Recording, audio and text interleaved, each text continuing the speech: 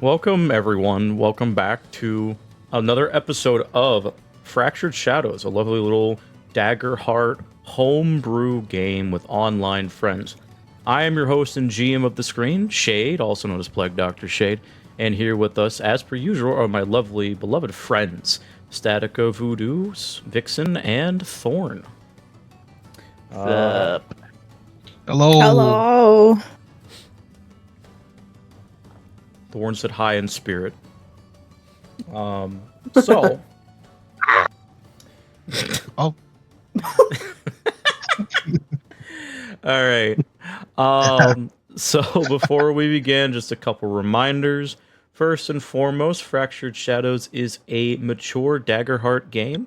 It will include depictions of adult themes such as drug and alcohol use, sexual themes, psychological torments, gore, body horror, and potentially much, much more. This is your warning both to the chat and people watching on Tube, so do keep this in mind if you continue to watch. Secondly, we do not own anything related to Daggerheart and its properties. All we own are the characters and the world itself. That includes the music that we do not own. So keep that in mind. Also, if you continue to watch, nothing really major there. And finally, if you like everything that you see here, if you like the story and me rambling or the characters or the jokes that happen, then please do me a huge favor by interacting with this video, liking, commenting, subscribing, and ringing the bell notification so you never ever miss an upload. With that being said, fellas, are we ready to get back into the swing of things? Yes, Let's see do what it. traumatizing actions happen this time. Sure. Excellent. Very good, very good. So, I'm going to actually change the music for this one so we can get into the swing of things properly. Into the yeah. Maybe not that one. There we go. So, last we left off, our intrepid band of heroes interrogated a lieutenant of sorts, a wannabe lieutenant, at the very least, of a band of brigands that is allegedly terrorizing, secretly, the town of Bright Willow Haven, known as the Shadowbark Brigade. Telling our heroes that they aren't entirely sure who leads the band, but they do know that they are essentially called the Cabal. And with a request of having Julius, the town guard and castellan of Bright Willow Haven, exit the room, he divulged, as in the hiree, divulged that Julius is being controlled somehow through one of the leaders of this Shadowbark Brigade. And while he doesn't know his name and has not seen his face, he knows that this person he's only met once has a large mechanical arm and has a large bodyguard of sorts following him. But outside of that, everything else has been dealt with between him and Julius directly, where Julius acts both as the contractor and the dead drop, as he gives the items needed and the rewards given, based on whatever job the Shadowbark Brigade has given him. Outside of not knowing too terribly much from the Shadowbark Brigade, Raylig actually recalled information regarding this group of people that had to do with some sort of job back in Londor involving necromancers. But unfortunately, that knowledge only goes so far. After recalling and telling the group about the person that groped Beatrice inappropriately in the bar, some poor random sod that is definitely not going to get his hand chopped off or potentially worse by Julius, they disembarked from the interrogation room, quickly telling the other guards within that were watching this conversation to disregard some of the information regarding this evidence that they have discovered. And they make their way back to the Hunter's Charter Hall to get their rewards from Janessa and Brain is not braining.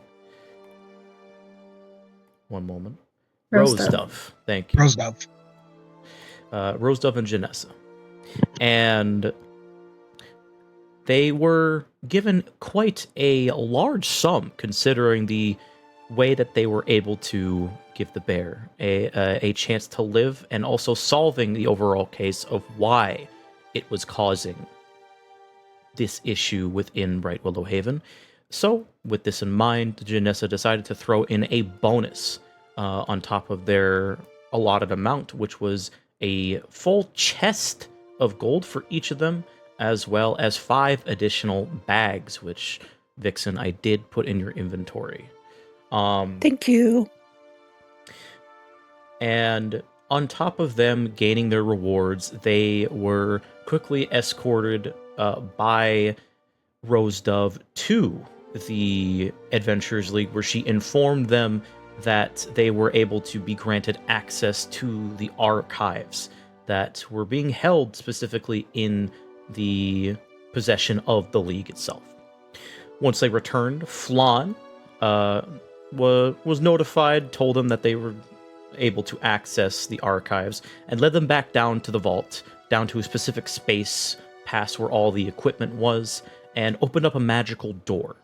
With this led into a very, very, very, very, very large library, which Rayleigh recognized immediately as the Manadine Archives, a well-known library that is fully accessible specifically to members of the Manadine Institute of Arcane Phenomena. And they met the Auditor, who is a very strange creature that is bound to this place as a sort of servant, who quickly and very briefly directed them to the section of the Bright Willow charter, where the more important and secured books about Bright Willow's history were held.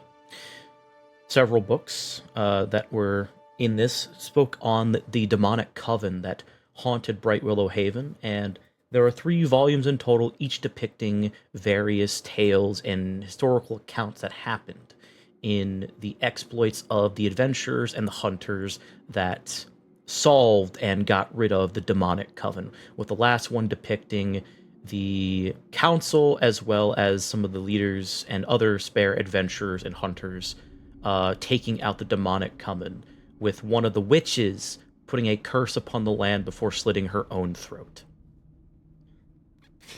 As the group proceeded to look further into the history of Bright Willow Haven, they discovered 2 extra books that were requested by eventually Mercon when he went back to go see the Auditor. However, on his way back to the group, he unfortunately encountered a book that wasn't really a book at all and tried to latch onto his face, feeding into his greatest fear, which left him paler than usual. And after confirming to the group that the books were giving them access to, were given access to them via the Auditor, they looked into the deeper history of Bright Willow's Haven's necromancy, as well as the alleged lich that lies at the crystal at the center of town.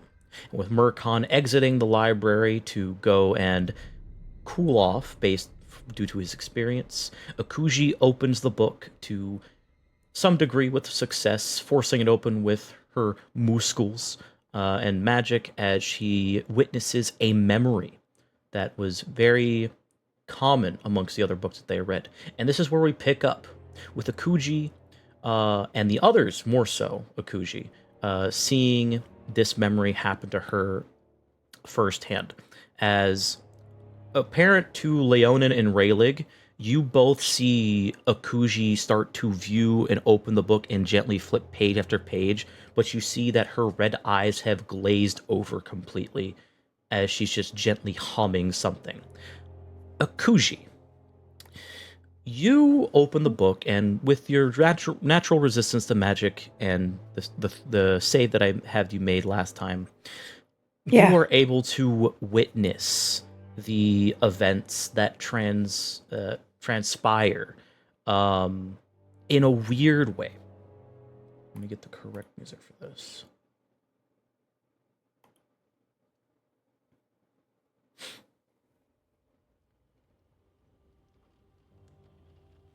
Okay. So, as you are witnessing this memory, it flashes like a flashbang, and then your vision clears. And it's very apparent that you are not in control here. You are witnessing something in the past in the first person.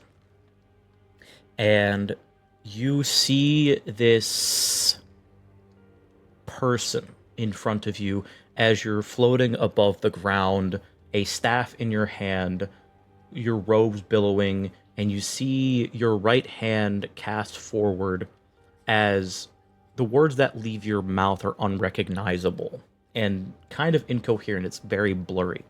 But you see that the hand that you're casting out towards this individual is skeletal, with still bits of pale flesh lingering on it. You can see that part of your hand is mostly bone, but you see your pointer finger still has a little bit of flesh and skin, and you can see that up your forearm you can see bits of sinew that are connected to the bones altogether. And the voice that comes out of your mouth as you're speaking in this uncommon tongue that you do not understand is very garbled, and it feels like it's a voice that had its throat slit and sewn back together forcefully. But despite it being garbled, it's very clear and it's very loud, with a hint of a rasp to it, as if it's being puppeteered by someone who is trying to force air into it to make it talk louder. And your vision starts to clear a bit, and you see several people below you. Two of them are on the ground, very badly beaten. One of them is in the middle of casting some sort of spell, and they're various different races. You see a human, you see a dwarf, you see a goblin, you see an orc. And the one that stands out to you the most, which your vision focuses on, is you see a Damari with horns slicked back in a very straight line, black hair, purple skin, in a very noble regalia that has bits and pieces of armor laid about. Leather armor, a single steel pauldron on their left side, and they're holding a rapier in that hand as well, facing you. And you can see a bit of light reflecting off of the rapier, with some of it covered in this red crystal that you've seen before. With your class, you would immediately recognize this as Manonite, which is the crystal that holds mana. That is very common across Rasdanya. And you see this reflection as this Damari man has a very determined look in his face as he's glaring up at you, as this form that you're in continues to talk down at him, and you can feel rage. You can feel this feeling of being slighted as you are continuing to talk in this language. And as you point down at the Damari man, you see this mote of energy that forms at the very tip of your finger, and it has the feeling of death on it. And to you, Akuji, it feels incorrect. It feels wrong. It feels vile. It feels heinous. And you're pointing it in the direction of this Damari man, and all you can feel is pure, unadulterated hatred towards this being. And then that's when the word finally hits you that is in the language you understand, in Rasdanyan. Die! It shoots forward, and you see the goblin that is wielding a shield and a mace jump in front of the Damari man as it hits them. Shield raise goes and reflects off the shield for a moment as this beam connects and continues to fight against it. but you can feel it breaking easily. It's not made of magic, and the energy pierces through the goblin, going directly through his chest as he looks up at the Damari man, who then holds him very briefly as he starts to turn into ash. And you float down, seeing that the other member of this party has started to crumple, the orc. And you see that they are baffled, they are broken. But as you try to approach the Damari man, you then see him suddenly rush up in a fit of rage and stab you directly, completely straight through your chest. And you chuckle for a moment before you feel this energy start to coalesce around you as you feel pain. And you start to panic. You shouldn't feel this pain. You're a wizard. You're the greatest wizard this land has ever seen. You said you were going to do something with this town. You make something of it. And that's when your life flashes before your eyes. And this is when, Akuji, you start to see your reflection as you wake up in the morning. You see this human man with slick black hair that goes down to his shoulders, very tired eyes, kind of a grizzled beard and jawline with blue eyes. He smiles into the mirror and he opens a door, and you can see that he is talking to this same Damari as he exits this room. And you exit into this, what looks like a large tavern. A flash again. This Damari man is sitting next to you and talking very briefly to you, but you can't understand a word. It's muffled. And he seems to be smiling at you, and you feel a sense of brotherly love from him, that you were close to him. And you see the rest of the band that you were fighting very briefly all smiling towards you. And you get this large sense of family from them. And then it flashes again. And then you are in front of a ruin. You see that there are your friends and your party and your so-called brother are all looking around for something. You can't remember what, as it is very vivid, but you pick up this staff that you find on the ground, your staff, and you notice that there's something wrong with it, but you push it off. You only get this sense of power. It flashes again, and then you get this image of you breathing as you're looking into a mirror heavily, as you start to see black veins cross across your face, as you start to speak in a tongue that you still don't understand. That same tongue that you first heard this individual speak. And then you just hear in the back of your head, "This town is yours. Everything that you could imagine. Your wants, your needs, your desires. All you need to do is take it. Don't let anyone, not even your so-called friends, stand in your way." And you see your eyes flash this sickly green for a moment, covering the blue in the mirror, as you hear, "Yes," exit your mouth, and then it flashes again, and then you're looking down into a river, and you see that part of your face is molted off, and you can see your skeleton, but the eye socket is still there, glowing this putrid green. And then it flashes back to this very moment where you are now looking at this Damari man, rage in his face, sword completely through your abdomen, as you look down to see your hand start to get encased in crystal. "I didn't want it to have to come to this," you hear him say, "but you left me no choice."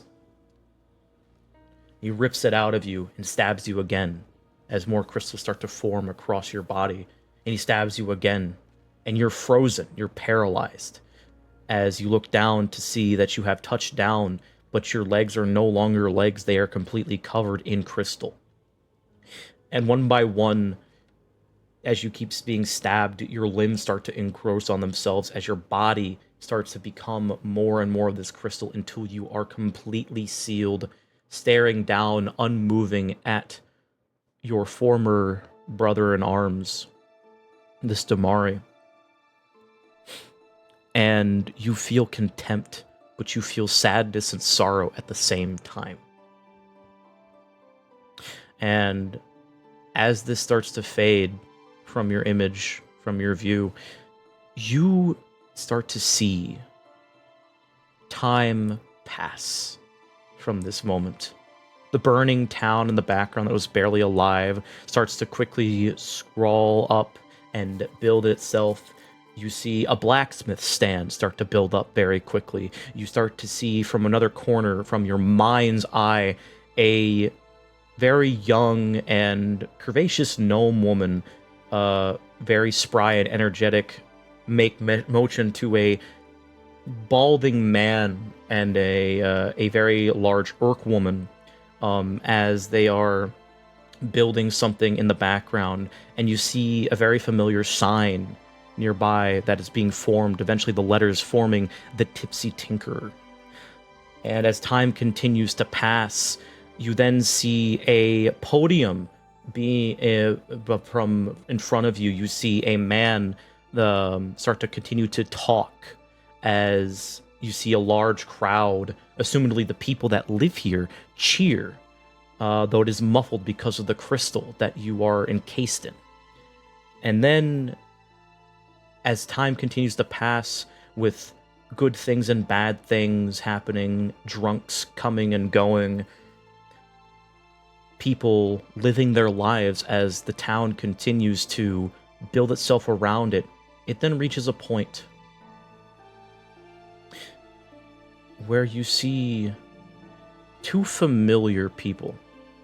One of them has white hair, pale skin, blue eyes, dark blue clothing, and the other one is you.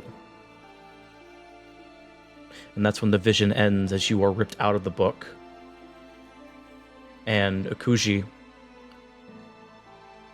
you're sweating.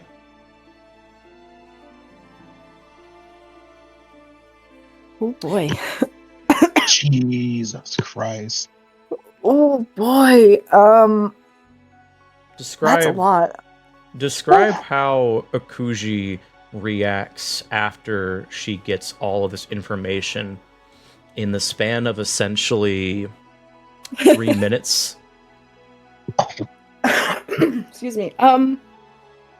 She's gonna have a slew of emotions kind of forming and melting off of her face. Like, she's gonna go from confusion to sadness to anger to even more confusion, and like kind of like a sense of like she's not sure where she's at right now. Like, she's gonna kind of look at herself, seeing the decay that she saw in this vision, and she's gonna kind of like touch her arms and then kind of touch her face,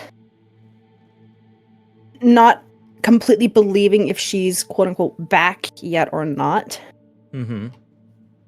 Who was right beside her when this happened? Was it Raylig? It was both Leonin and Raylig. Okay. Her pupils are like pinpoint small, like they're tiny. She's going to look at them, and in a desperate attempt to figure out if she's still there, she's going to like grab each of their shoulders and like grip hard. She's maybe accidentally using some claw in that, just to really physically see if she is actually back. And she is, like you said, she is sweating profusely. Yes. Leonin and Raylig, from your perspective as this was happening, as the visions essentially got more intense for Akuji, the pages started to flutter very fast, and they almost seemed endless, and her hair whipped back a bit, as there seemed to be some kind of power coming from the book. Her eyes were still glazed over, but you could see them continuing to look left and right rapidly back and forth as if she was reading through this small period. And when the book does close, she does put it down as it flutters back over to the very same spot that Rayleigh tried to pick it up from, facing away from you. And that's when you see her sweating. Then she grabs you. Easy, easy. Koji. What happened? She's shaking. Her ears are like pinned back as she's like staring desperately at both of them. As if expecting that they saw it as well. You were reading the book rather strangely. It's not so much I was reading it, I was watching what it was saying, what it was telling. Yeah, these And there was books, a memory in there. yeah, these books I tend to think react that way for whatever reason. Magic, maybe. I was the necromancer. I was seeing things, I think, from his eyes, as if I was him. That couldn't have been pleasant. That crystal in the town. I think he's in there. And then she's also going to go into detail about everything that she just saw to them. Frequently taking like breaks as she's explaining. She starts to talk faster and jumble her words as she still herself can't quite seem to comprehend what was happening. But she still does manage to eventually tell them what she saw, how she felt, and the descriptions that you gave me to them about like the gnome, the human, the Damari, and the orc. Leonid, that Damari explanation sounds very familiar to a Damari you know. Yeah, he's already making the the inference, just like, huh. That's too. That is far too fitting to be a simple coincidence.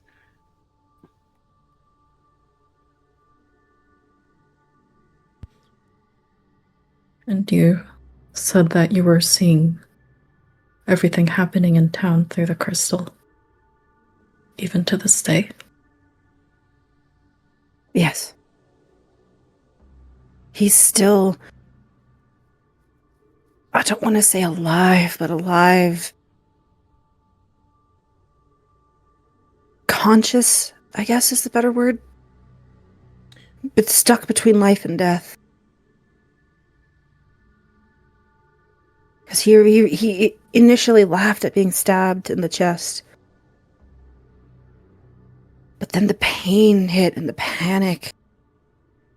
Watching the crystal cover his body,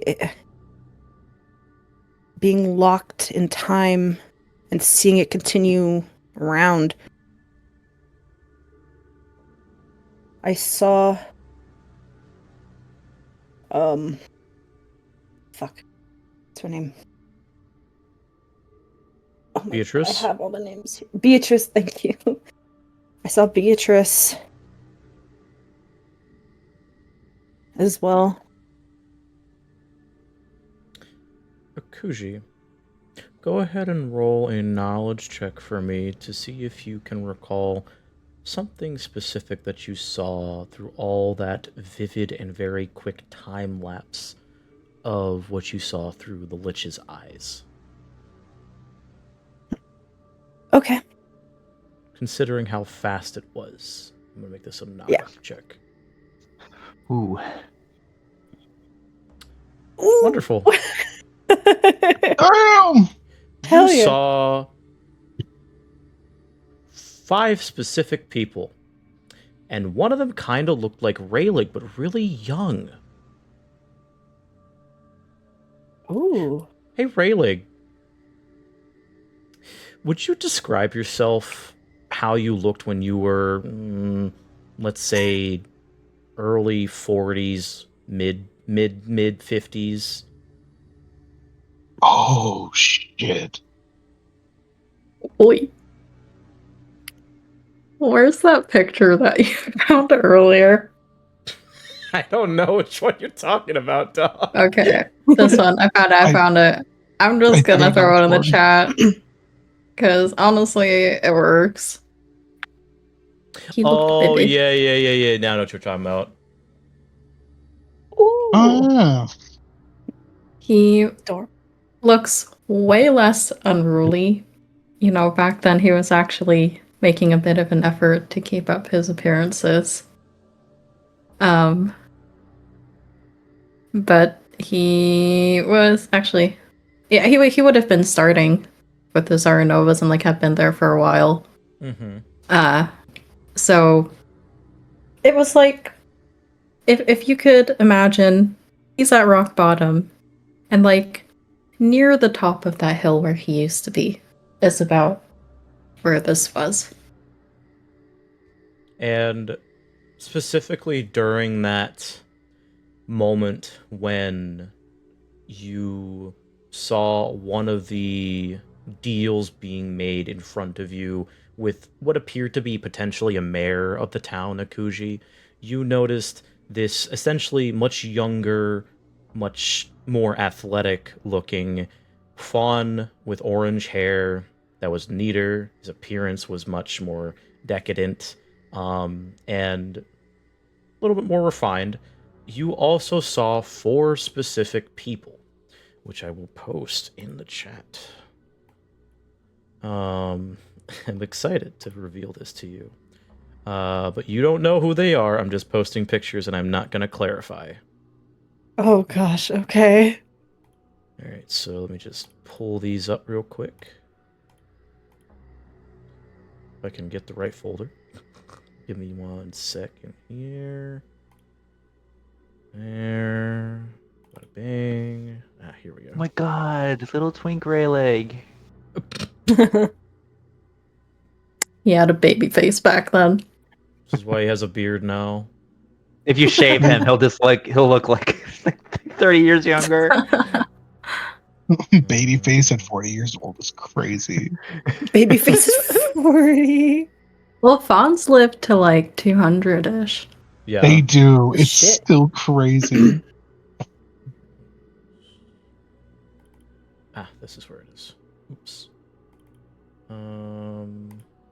Sorry, still trying to find this damn folder. There we go. How dare you? I'm so sorry. Where's that damn Daggerheart folder?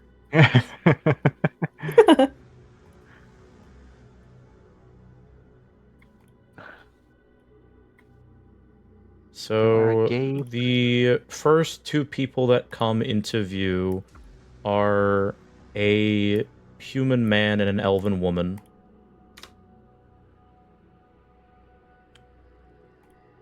And then comes a slightly shorter but more adult and much younger looking half-elven woman.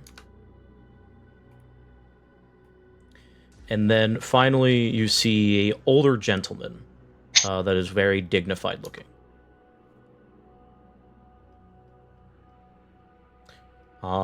You see that the man and woman are right next to each other.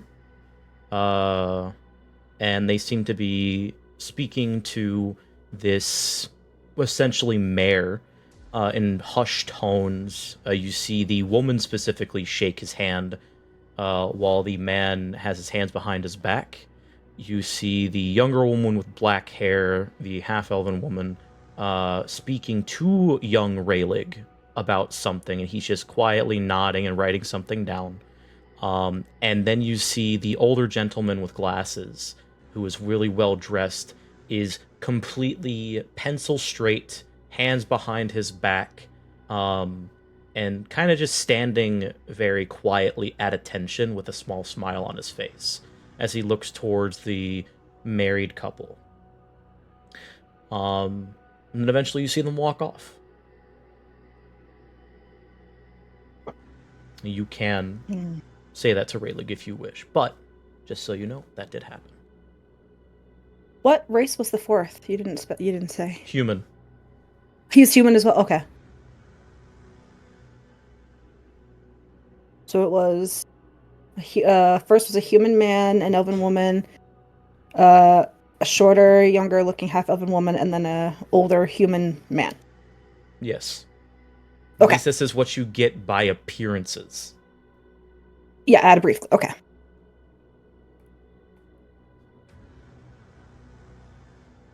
Akuji's gonna look at Rayleigh, and then she's gonna completely forget about personal space for a second, and she's going to kind of get all up in his face, kind of staring at him, kind of like tilting her head a little bit. She might, sorry, Rayleigh. She might grab his horns too and kind of like move his head around as well.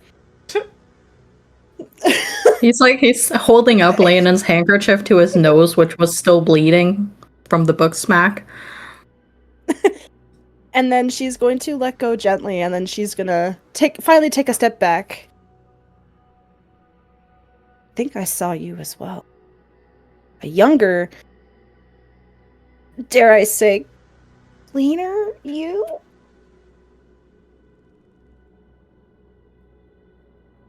And then she's gonna describe the people at a first glance that she saw to him. You know exactly who these are, Rayleigh.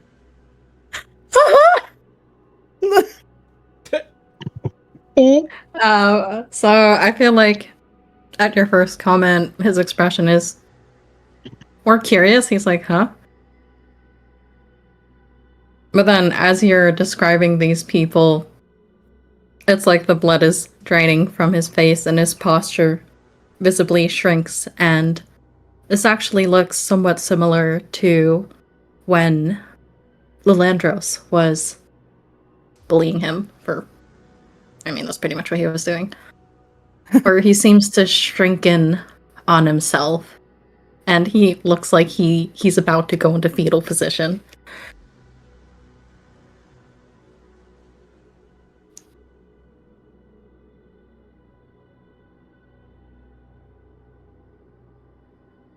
There's no mistaking it then.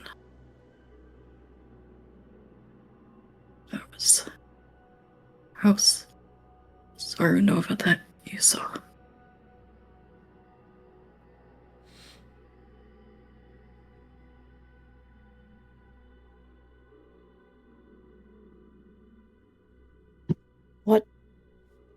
What would they be doing here in Bright Willow Haven?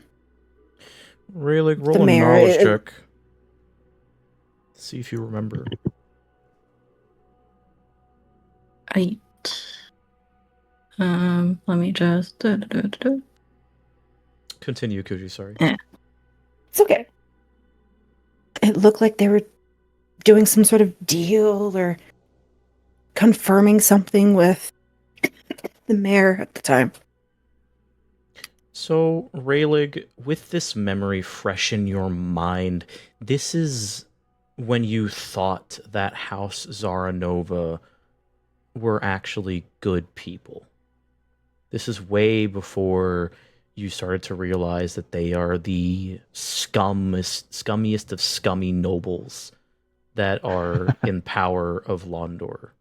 And you recall this conversation between the Baron and Baroness with the former mayor of Bright Willow that you cannot remember the name of for the life of you, because you were younger and you didn't write everything down, and on top of that, you were also in mid-conversation with the young heir to House Zaranova.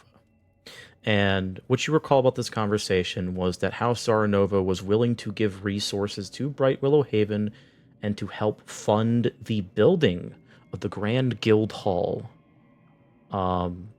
as long as they accepted some jobs for House Zaranova to complete, no questions asked. And on top of that, they were also willing to make sure the influence of the Golden Serpents and the greater city of Londor kept itself away from Bright Willow Haven, so Bright Willow Haven could keep being the free town that it is. You only wrote this down as part of this, but you also recall the conversation that you had with the heiress to the barony, where, more specifically, she was asking you about your love interest, Matilda, which partially distracted you from this conversation of knowing further details. But you know that Bright Willow Haven prospered partially because of some money that House Zaranova gave them. Whether that deal is still ongoing, you don't know.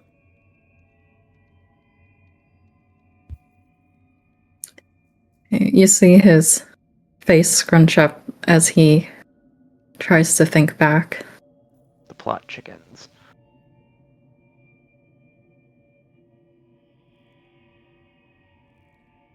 I don't recall exactly. It was a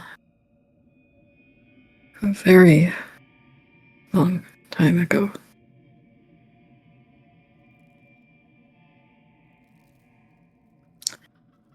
And the Lady Angelina was talking to me at the time. You see, I was very newlywed with Matilda back then.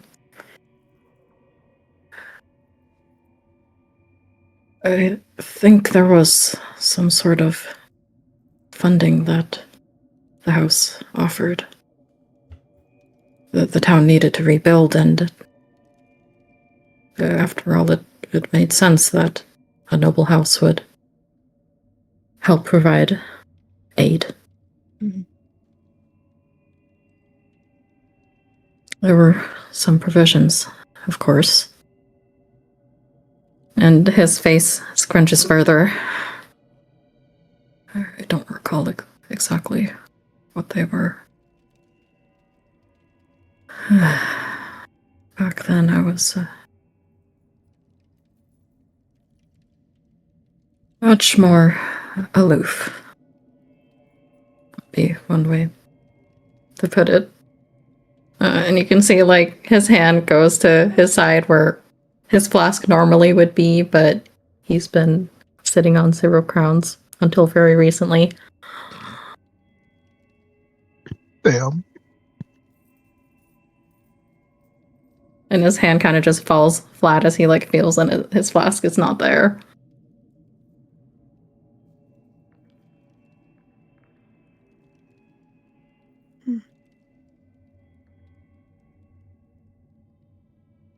I see. Do we know? We don't know who this necromancer was before. You asking me? No, to Ray. Sorry, I'm Maguji. I'm asking Ray, like, and Leonin. Okay, go ahead. We don't know who this necromancer was specifically, do we? Well, I don't think we ever got a proper name, but I think we heard a few things. Because given what I saw and heard and felt, it didn't seem intentional. I remember picking up something, was it a staff? It felt weird, but it just felt powerful.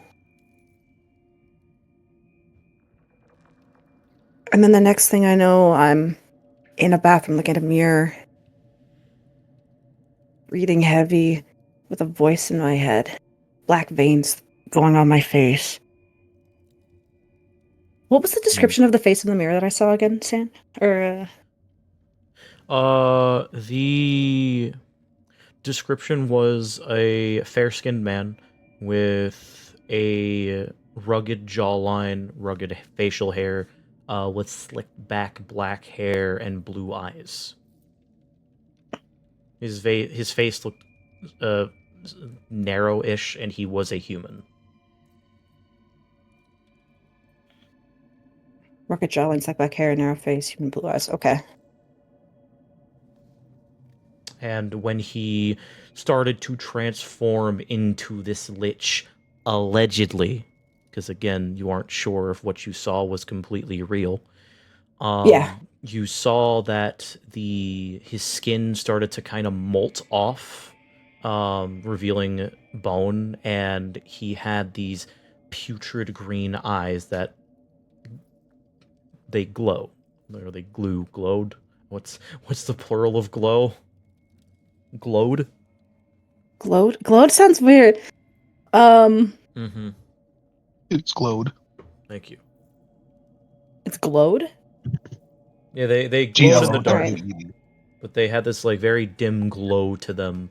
And when you saw that his face was partially off, the eye socket still had that dim glow, despite the eye not being there. It just what you could sense was the magic kind of gave him the vision to still see.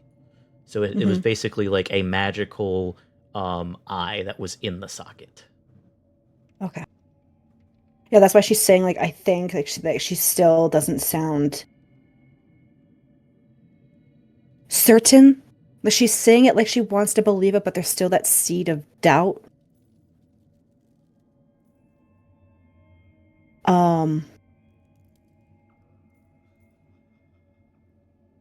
She'll kind of keep thinking about that in her head, like, the feeling she felt when that happened. She's still kind of reeling from it. Like, she's trying desperate to understand it, but can't, because she's not sure if it was real.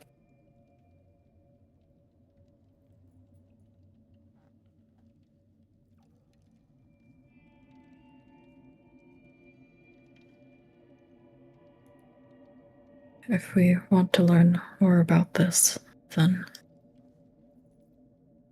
it may be wise to give Lady Lilith and the Bright Willows a visit.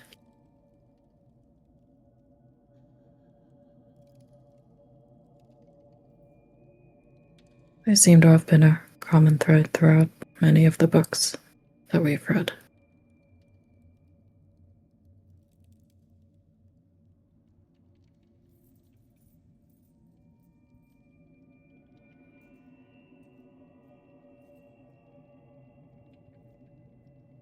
And he feels for his flask, which is still not there. I wonder what it is they already know.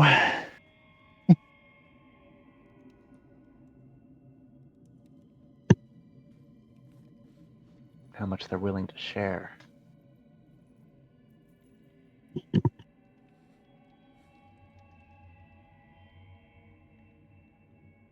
Oh. I'm gonna have to figure out something, because I don't know.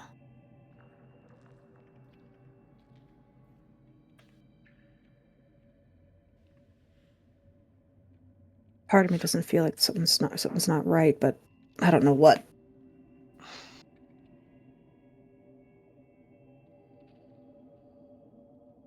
I So- think your instincts are right on the money where that is concerned.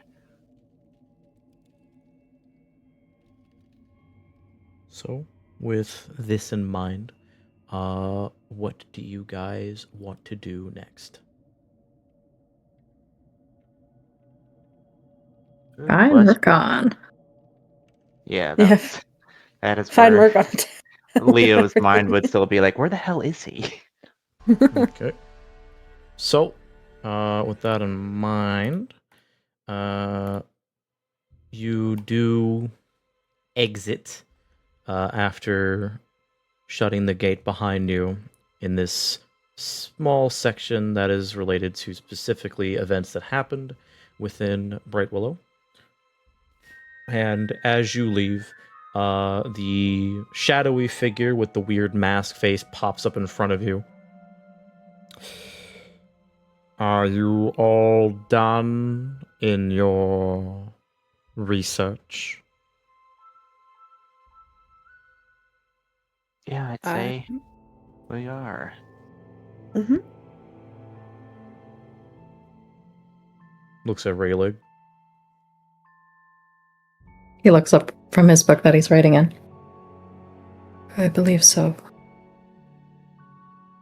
It will shrink down to a more not as imposing size. Very well. I will be closing off that section for now. If you have any more questions, please do feel free to come again and ask them. Thank you for visiting the Manadine Archives. Thanks. And the auditor disappears. Just poof, in a little puff of magical energy.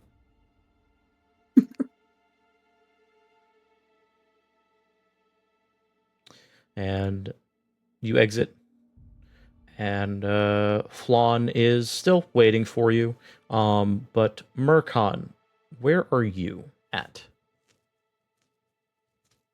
I would say probably about a minute before they start to leave. Murkon finally managed to gather himself enough to come out and wait for the others. I think he was just getting to the point where he was ready to go in and check on them, but they'd probably come out just as he was coming out, and they probably would have caught him a bit off guard at first. Like, you could tell he was like ready to do something, but he goes back to putting on his normal smile. His relaxed demeanor has returned. He seems far less solemn than he did before when he left. And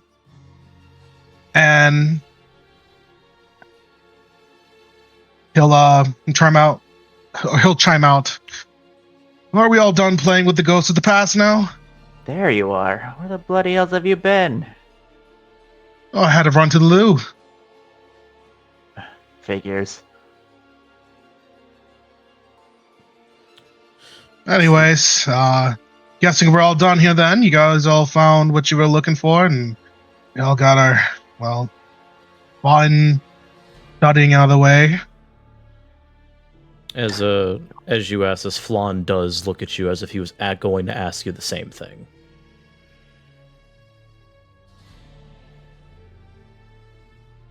I think we found that and then some. Oh, I can most definitely tell. I think we all earned a drink after all that fun reading. I mean, probably we were reading about Really panties and looks like he needs one. daisies. He's like been paying attention to the conversation. He's just looking straight at like the league cafeteria where the ale is. I was going to tell you what I told them, Murkon, but what happened, what I saw. Yeah, I'm sure there is. How about we get to a place where I can write this down and I can start doing my work, and again, I need a drink too.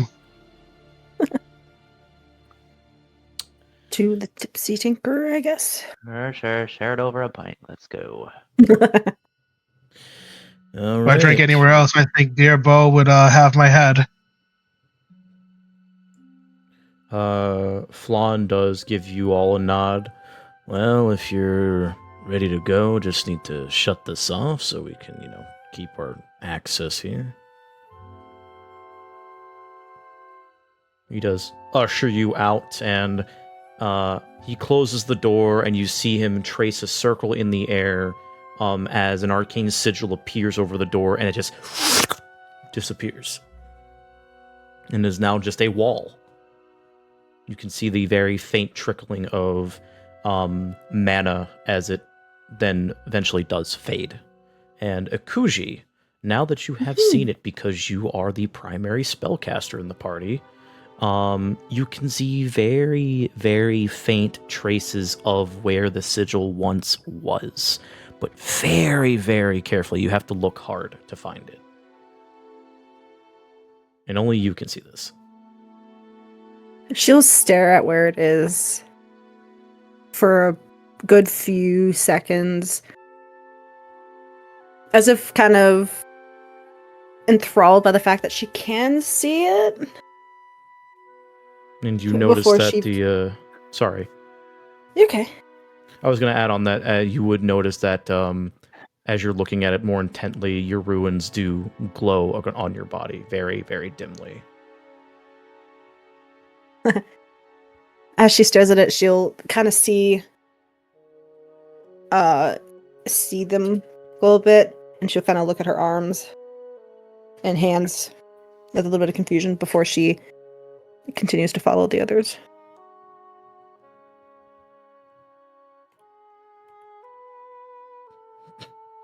What the fuck is wrong with you two? I'm just like knowing who these people are. I'm just like. Hey, I love the kind of woman that will scare the shit out of you. No, she will kill you, Marqui. I love the kind of woman that will actually just kill me. God. Oh my god.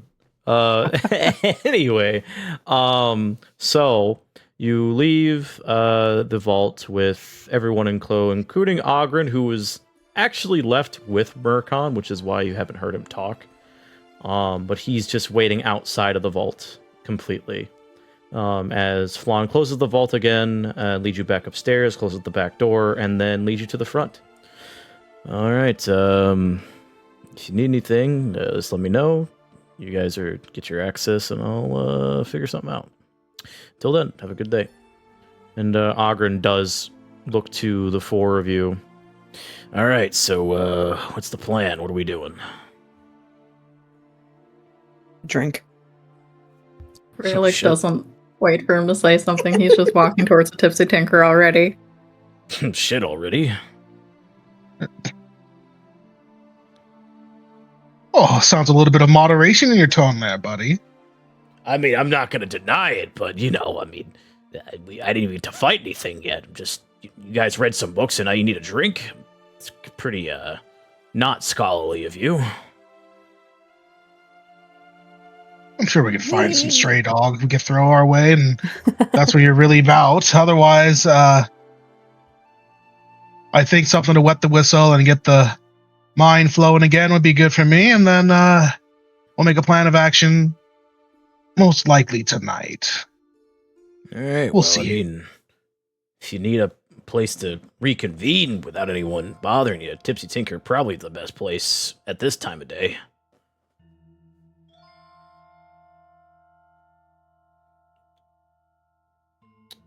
And he proceeds to walk out with you guys as you make your way back to the Tipsy Tinker. You do reconvene in the tavern, and you see that it is fairly empty still, for a couple people coming in for lunch or an early dinner. And you do see Beatrice idly talking to some customers as you see all four of you walk back in with your various looks upon your faces. Oh, you're here early. Well, welcome back. Is there anything I could help you with? Bo, dear, can we all just start with an ale before we do anything else tonight? Oh, most certainly, darling. Your strongest brew, please. He looks over as he says that. Murkon's gonna kind of like lean behind and just kind of do like the so hand move, kind of like maybe like a medium strength. She'll look between Rayleigh and raise a brow, and you blinks. But then she looks at Murkon and nods and winks at you subtly. Before she nods to Rayleigh. Very well. I can do that. No problem. Any food or just drinks? Oh, what's on the menu, dear? Quite a bit. And you see her point up, and you see a menu that you didn't see before. That's above the bar, and it's very much what you would find at like an actual like bar, like bar food, but it's not bar food. It's just like that's what the menu looks like. And you see mushroom risotto, everyday special, and then you just see various different forms of food like sandwiches, simple bread, breakfast food, and an assortment of stews. Is there anything fried up there? Anything? There is. You see fried egg. You see also fried chicken, surprisingly, which is common in Londor. Fried chicken is a very common thing that is eaten down here. And you see, along with fried chicken, various different meats such as bacon, pork, steak, all of them, which then has like as little sidebar that says fried an additional 1 crown next to it. So pretty much country fried stuff down here. Soul food. Murkon is here for soul food. Murkon will definitely order a fried steak. She will nod and look to the rest of you. Kushi as well. Yeah, Kushi will get a steak as well. Okay. Statica's beer being any food for Rayleigh? Nah, he's gonna start with the drink. That's okay. Smart. So that'll be a total of, trying to think here, probably a total of a handful of crowns, which will be 10 coins specifically. There are 4 of us. It'll be handful total specifically. Like for everything. Yes, should have clarified. Okay, yeah. We'll split a tab. Murkon will pay the extra coin. Okay. So he'll put 3 down. Okay. Kushi will put 3 down as well. She does nod to the 2 of you, and then looks at Rayleigh. If we are looking to split, Murkon will look and see. Oh, put down 2 then. 2 people put down 3. Okay. And Statica will BRB, so you see Ogren put down 2 more. Yeah, figured may as well. Very well. I will start this tab for you. This will be paid for, but later on, if you want to start the tab with me, because I like you all, including you as well, smelly one. And she looks at Ogren specifically, just shrugs. I will be sure to give you everything half off. Yes? Does that sound like a good deal to you? It does, thank you. Excellent. Well, I will be right back. And she quickly leaves and toddles off into the back, leaving you to your cells for the moment. Murkon. Go ahead. Kushi will lean over to Murkon and be like, what does half off mean? Down the middle. No. Not the right. You see the numbers there? Mm-hmm. Divide that by 2.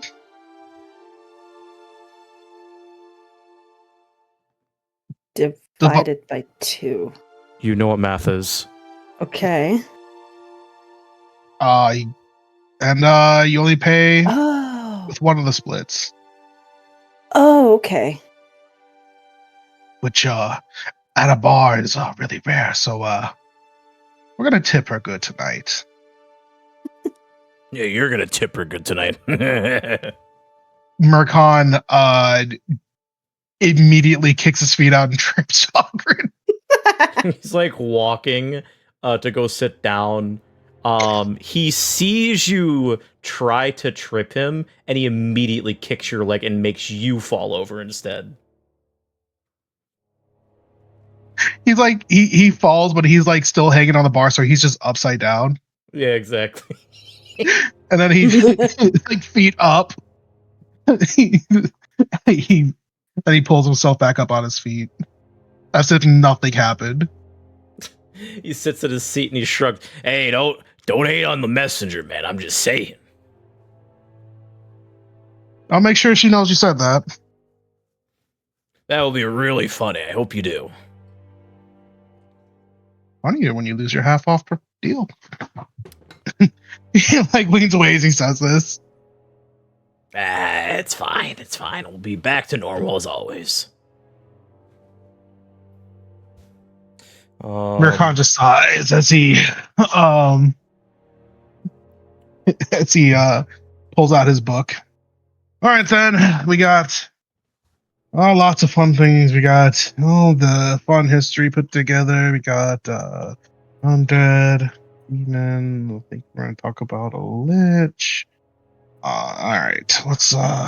He starts like scribbling away to like erase some things, but also like mark some spots.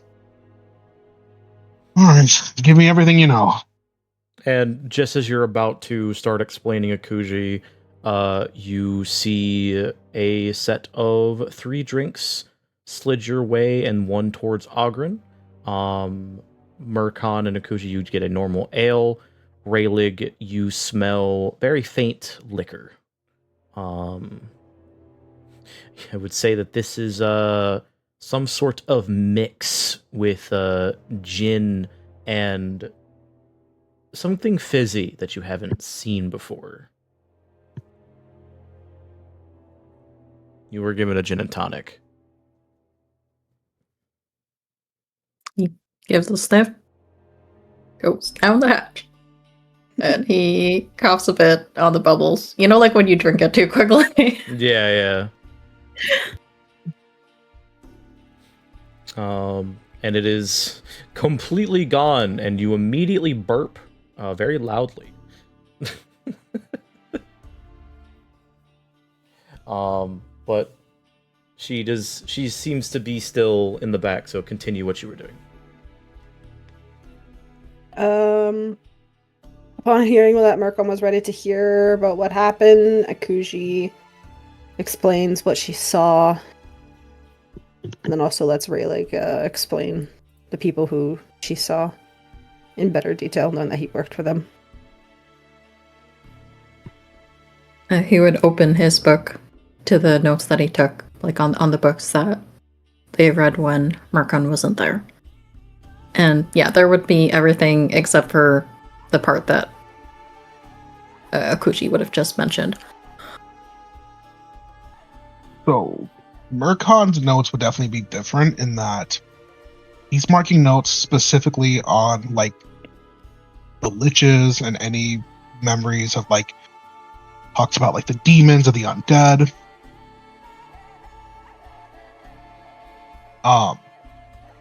Is there anything he can like glean from this that he can like add to his like expertise on what he already knows about like the liches and undead?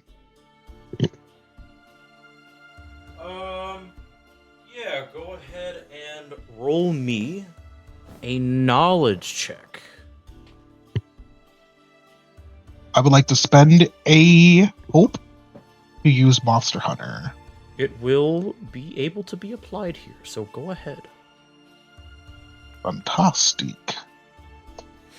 This is very good considering the fact that you don't know much about necromancy and undead to begin with. But I do gain a fear. And Mercon, like Leonin's own problem about not knowing a lot about demons. You don't know terribly a lot about undead. However, you do know that liches are one thing, and that they are either people that were tempted into power,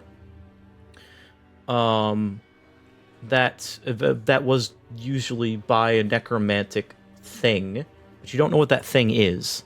Or they are mages that wanted to live forever, and one of the solutions to this immortality was to become a lich. And you know that liches usually means that undead follow it, but that is all you know. As far as demons are concerned, you don't know. Marqui is spinning the pen between his fingers. So we're either dealing with one idiot playing around with some sort of artifact, scepter, magical wand, fancy book, something old necromancer had.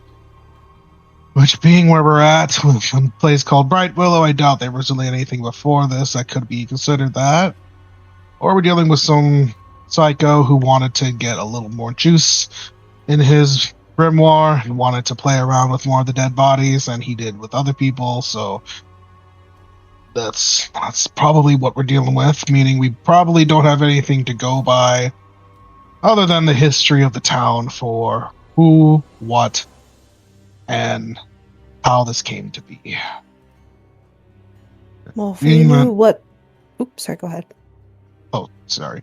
And being what we know about this Shadow Bark little nerd club that we've got going on, I can't imagine it's anything too familiar for us.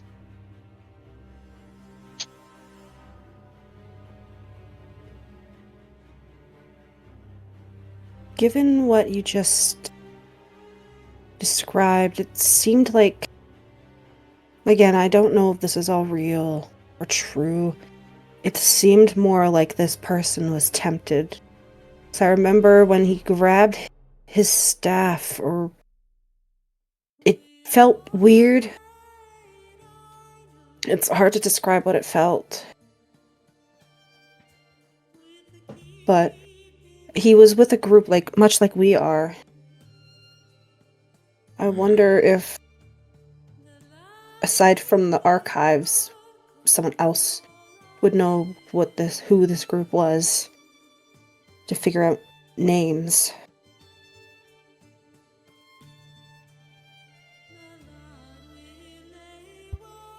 That's how necromancy is. I've seen it time and time again. It has a way of changing people.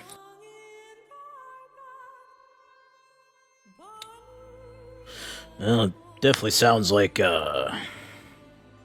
someone took the wrong thing in the wrong end and just had a really bad time. You're telling me that damn crystal actually, the stories about that thing is true, that there's a whole ass person in there?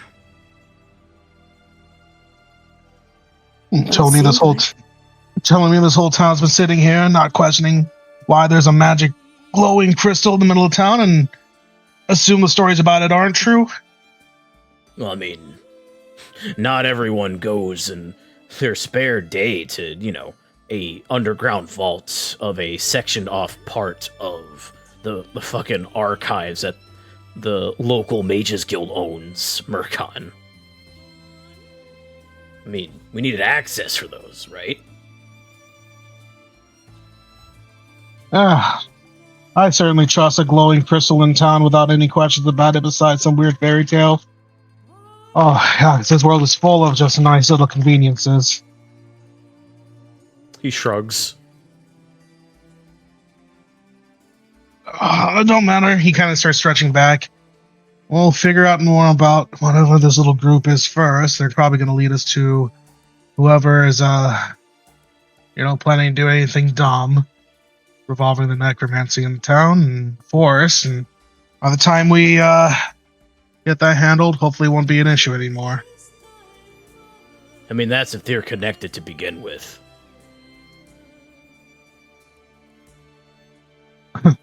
If it's not connected, we're screwed, because that means we're dealing with one lead and not the other. But if we knock out two birds with one stone, then we'll call that a good flip of the coin. I mean, it would be pretty lucky if they both coincided with each other, but I don't know. I feel like it's one direction and the other. There's demons and undead is one thing, and people trying to take over this town is another. And as he says that, your food arrives. Marqui, I'm gonna actually change the music because it's not fitting. As your food arrives, Marqui and Akuji, you are given a plate of what is essentially what I would describe as country fried steak. Very thick, buttery outer layer of fluffy-looking meat. Marqui, you've had this before. Akuji, you have no idea what the fuck this is. And then you see next to it some steamed broccoli and mashed potatoes that look very buttery and golden. Same with you, Akuji. And then you see that Ogren is given a cartoonishly sized piece of meat with bone on it that looks roasted. Yeah, caveman time. Yeah, the whole caveman turkey leg, but it's very much not a turkey leg. The whole leg, the beef leg. Yeah, it's the whole leg of a cow. You can still hear it mooing. It's just on the cow. The cow just is just like, fuck! This hurts. But yes, Marqui will There we go. rub his hands together as he holds his hands up almost like in a prayer, just be like, oh, I haven't had meat in forever. And he immediately just goes straight to town on the steak. devoured. Marqui, you Utterly. gain 1 hit point back. I need one of those. Utter destruction. You also have a stress, correct? I have 2 stresses. You also clear a stress. I now have That shit one is stress. that shit is good. You know what I'm talking about out of character, homeboy. You know Oh, exactly what I'm fucking talking man. about. You know it. Shit's bussin'. For reference, Statica, we are in the Tipsy Tinker and we are discussing the plan, essentially. Gotcha. There are some thoughts on to learn more about the past or to go further in looking into the Shadowbark Brigade, and there are talks of them possibly being linked together. The last thing that was said is Ogren does not believe they are linked together, that they are 2 separate entities. Gotcha.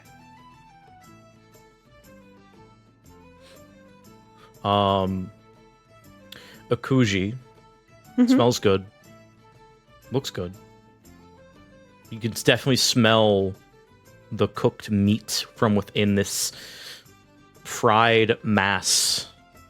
And then you see the broccoli and potatoes does look pretty familiar.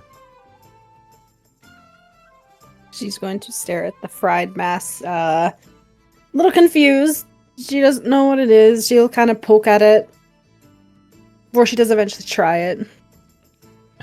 You do see, you would notice that Bo is looking at you very curiously. But as you eat it, you get this sensation and flavor of very tender, juicy steak that has been cooked in a unique way that hits your taste buds.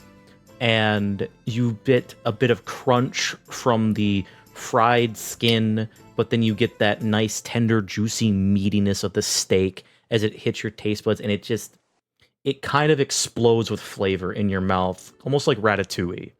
And it is very flavorful. It's salty. There's like a very small hint of zestiness to it, probably based on the batter that it was used in. It feels and tastes different, but man, does it taste good. And I don't know if you have any HP or stress, but you would clear 1 HP and 1 stress when you eat it. I have nothing of the sort. So she's just destroying the food as she's never tasted anything like this before, and she is loving it.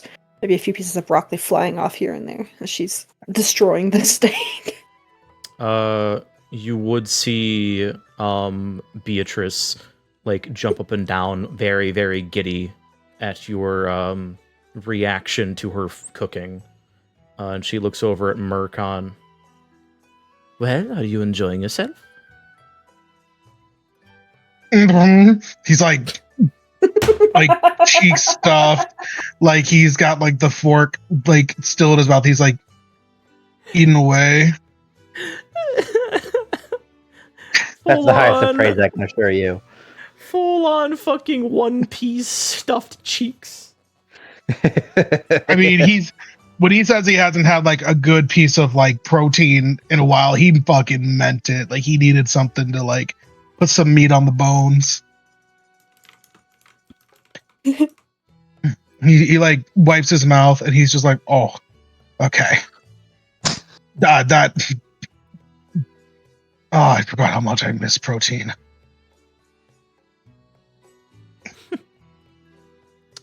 You definitely could have fooled me. And she does take your plate. Oh, give that back. That's mine. Okay. Well, you're done, so she takes your plate from you. I walked away. I was gonna lick that clean. Blah, blah, blah. You can lick something else clean. It's fine. It's fine. I got it.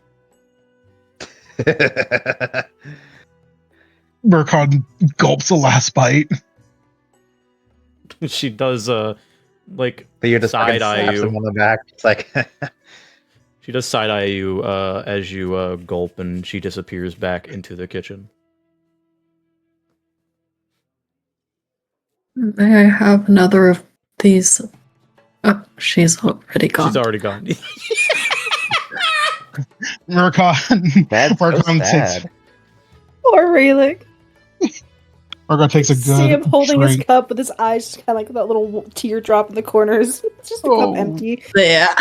Oh man, the sad SpongeBob sitting on the bed. I was just about to post that. Yeah. Oh god, you know. Oh god. She does come back out, and she looks to see if Akuji is done. Are you done, my dear? I am, thank you. It was very, very good. I'm glad you enjoyed it. You devoured it ravenously. I love seeing that. And she does take your plate and goes back into the back without acknowledging Rayling again.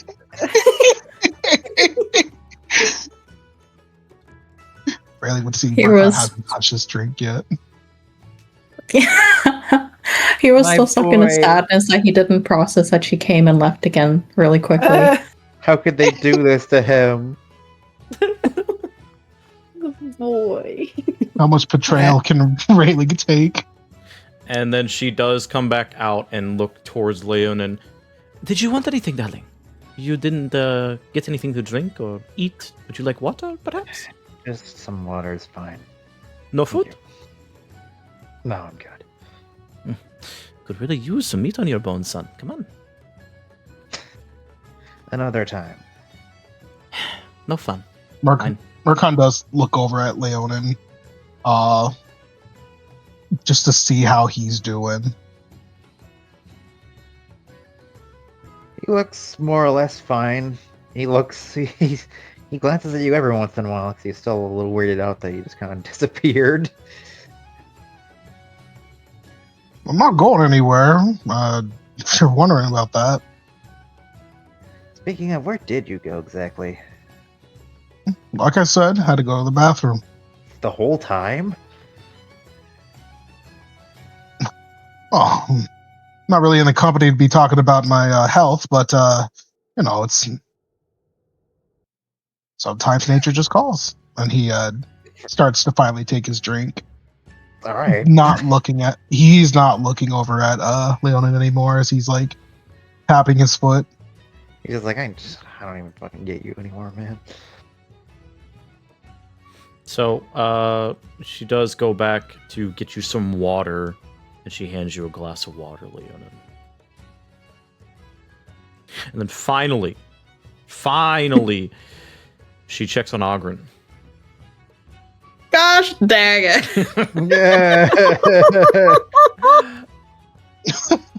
Hey, Smelly, did you need anything? No, I'm good actually. Thanks. He's like has his fucking mouth full still of food. You can see that he's gotten very close to the bone of his fucking mutton chop. And he holds up his still very much full tankard that he's not drinking. Then she heads over to you, Rayleigh. Did you want to read His eyes were just straight at Ogren's tankard. I don't need it. Seeing that you're not paying attention, she snaps her finger. Rayleigh, hey. Yes, please. Another of your strongest brews. She side-eyes you, Marqui. Marqui does like the shrug. Kind of like, I don't know. She'll look back over to you, Rayleigh, and just questioningly put her hands on her hips. You sure you want to start drinking this early with two of the strongest? My strongest will put you on your ass, Rayleigh, if you recall. He's probably used to it by now. I assure you, it will be fine, Beatrice. All right. Well, since you are part of this little group, as I did say, it's half off, so that'll be... Let me see, strongest, and she'll like quickly whip out like a small little book as she flips through it. Snaps it shut.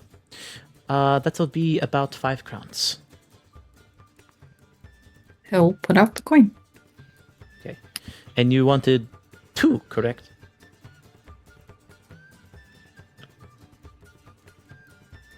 God damn it. I feel like we're robbing you. Sure, man. He nods. Pay like the side eye. And she motions her hand in a come on, give me your money. Yeah, he'll slide over another 5. Okay, so be sure to mark off a handful.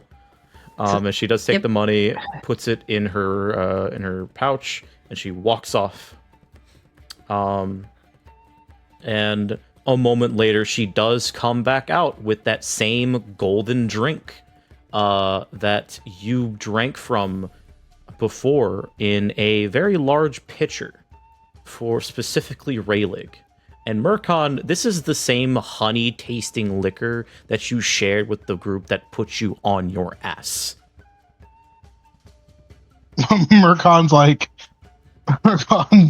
is really looking at Rayleigh, and it's just like, whoa. Wow, to save the plans for tomorrow.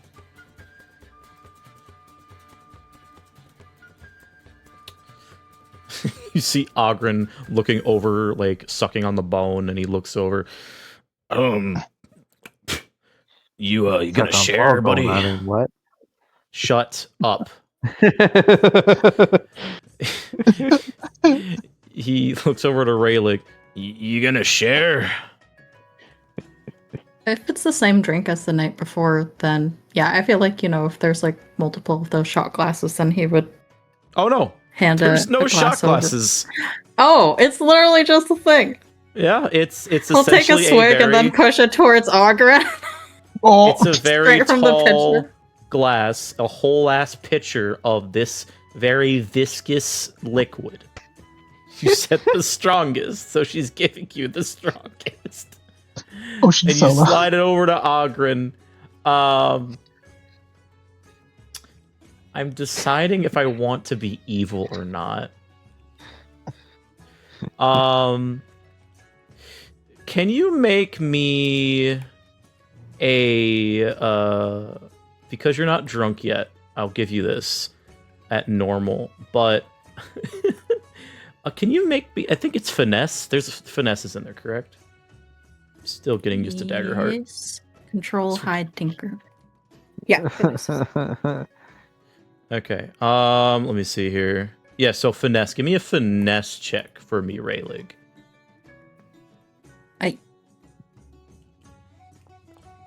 Ooh. Ooh. All right, okay. This is a reaction, so actually no, it's not a reaction. So you do get a hope. Never mind.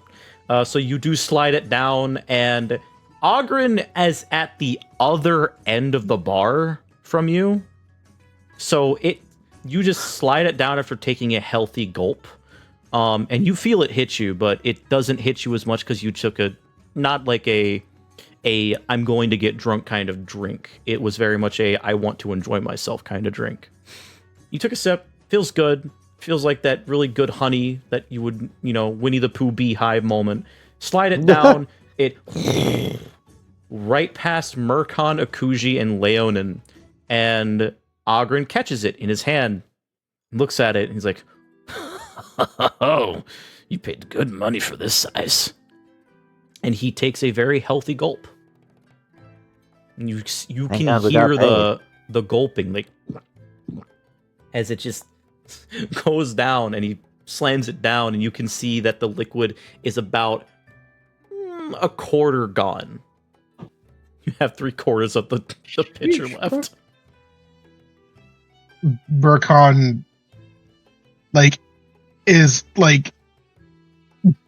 knuckle under his chin, leaning on the bar, watching this happen, and he's just kind of ready to count down the seconds until these two are unconscious. Raylig, you're surprisingly fine. Ogren, on the other hand, he's already looking a bit woozy as he's just like, that's a good shit right there. Damn. And Beatrice shakes her head. See, I always tell everyone that it is the strongest thing that they have, and no one actually believes me until they have it, and they still don't believe me, and then this is exactly what happens. Oh, dear, it's not that I don't believe you, it's that I think it's always fun when it's at the right time. What time is it again, dear? It's Also, about it's just really funny to watch. She checks the non-existent watch on her arm. If I had to take a guess, about maybe 1 o'clock, maybe, possibly. Oh, that's wonderful. Hey, you're fine, sweetheart. That's fine. I know what I figured you that a while ago. I'm more so talking about this idiot over here. And she motions over to Og, and he's like, it's fine. I've worked drunk before. I know. We all know. I didn't know you worked any other way. Fuck off.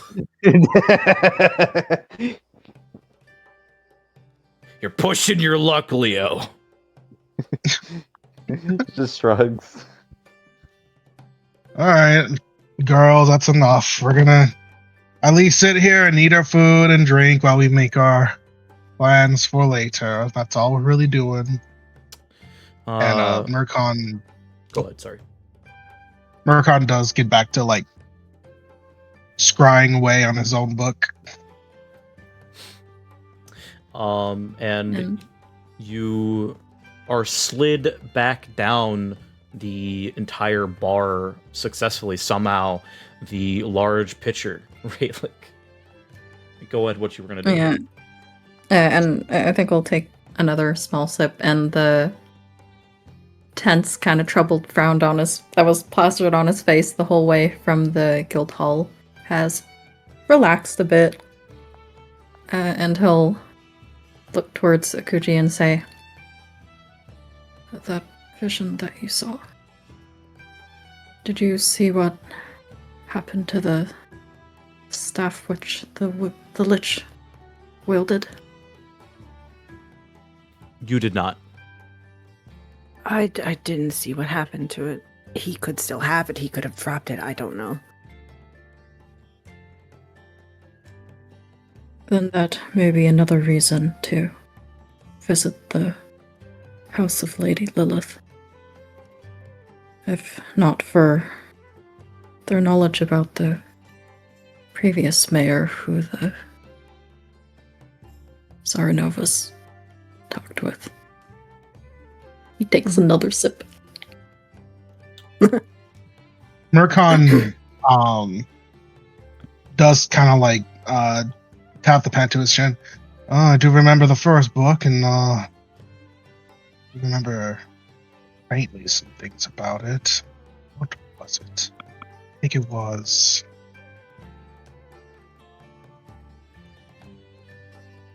Of course, I put all my notes on the damn thing we're looking for and the monsters, but I can't remember anything in the story. What was it? Rayleigh will slowly slide his book over to the page on the first volume.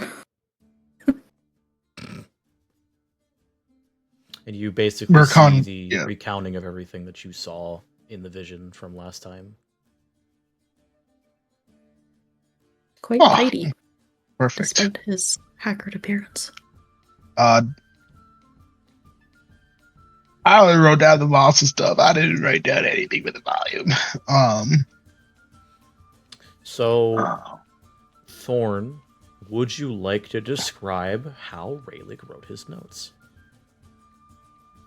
I mean, because the first one, I feel like he got most of the things, so he would have done it in the order that he experienced it in, because presumably that's like front to back in the book.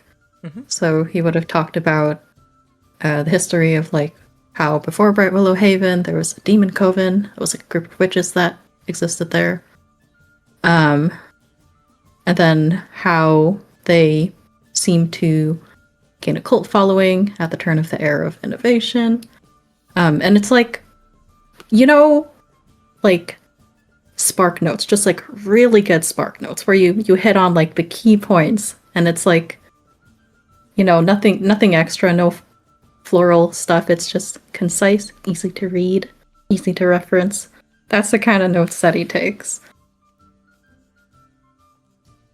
Very practiced. Yeah. Marqui does skim through. Oh, we definitely got some familiar faces we can ask questions about, but question is, who is going to be the ones telling us the truth, and who's going to be the ones willing to relay what they went through? Sure, they're not yeah, exact. we saw Jezerine, Tilly, and Dandy, and then Rose Dove, then a bunch of other people at a gate. There were some other folks, I think. Yes, to clarify, during the several visions, which were specifically in the first volume, and this first and third volume, the first volume you saw what you described, which were Tilly and Dandy and Rose Dove and Jezerine, and then in the third volume you saw everyone you've met in the town so far. You even saw Ogren,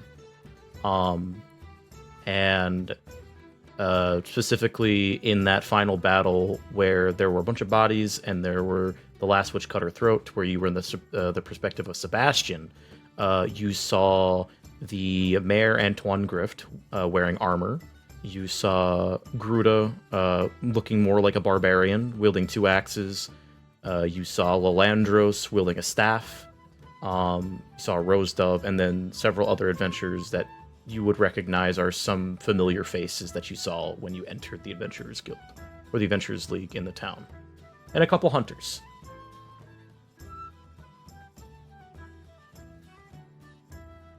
So what I'm thinking is we'll probably start asking some questions and see when people remember. I think I'm going to go ahead and start with Tilly.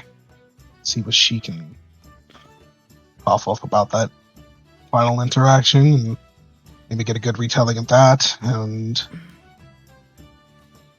tonight we should have at least a few retellings and a few accounts of what happened. And with that, I think I'll go forward with my plan to follow Robot tonight and see what happens there. not as sharp as tool in the shed, but don't think you could do all of that in one day, Murkon. And you see he's like smiling as he's talking to you. That's actually a pretty damn good point.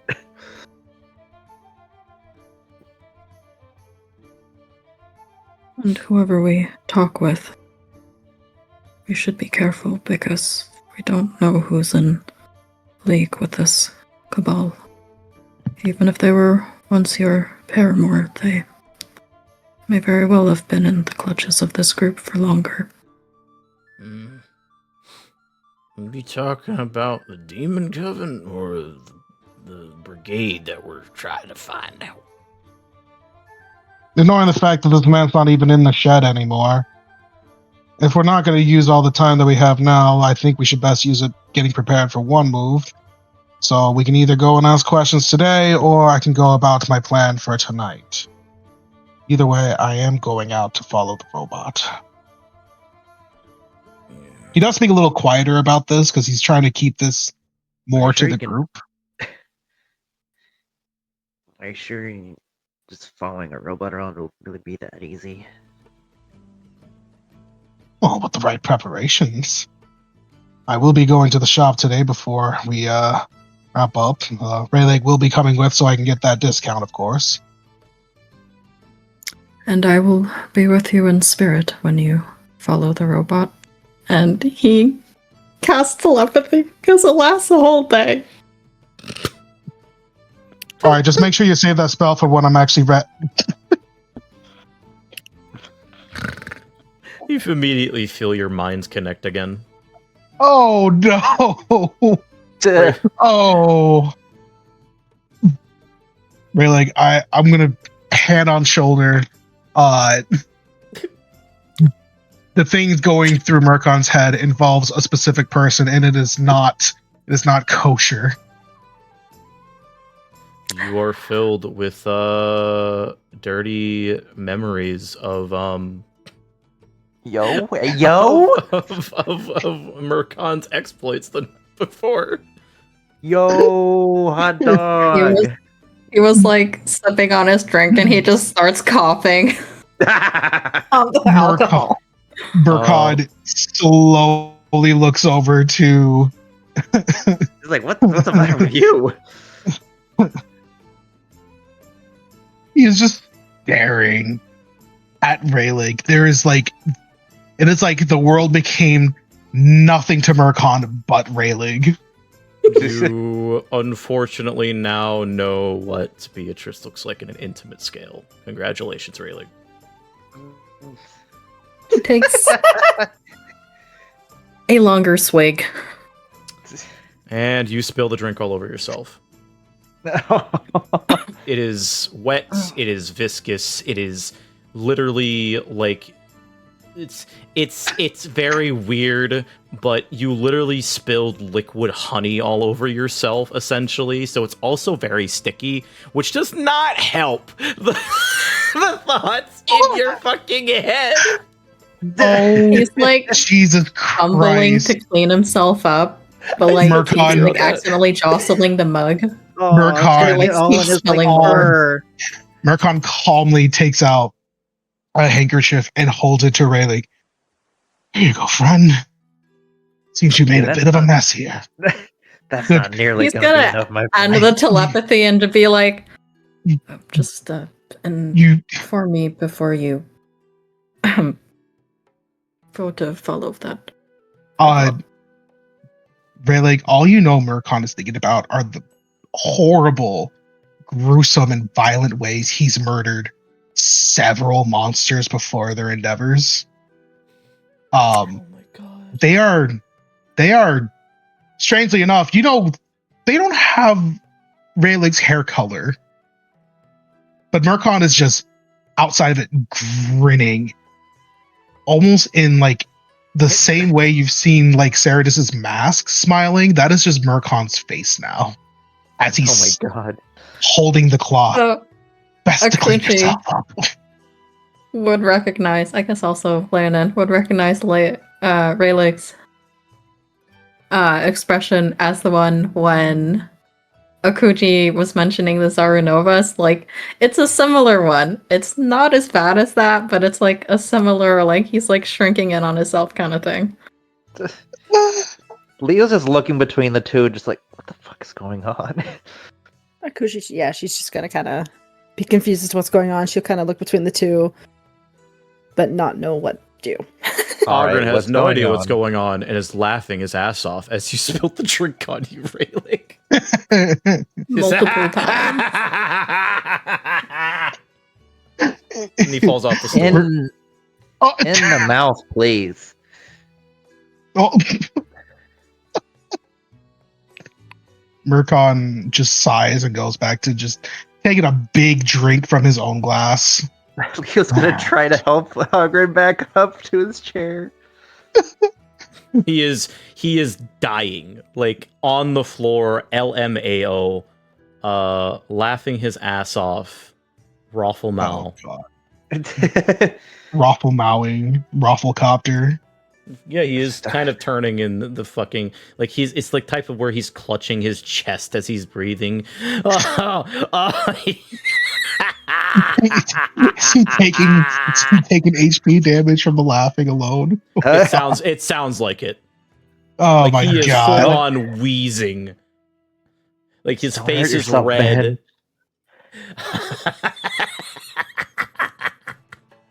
Well, Oh god, that reminds me of so many jokes that you would tell, Murkon.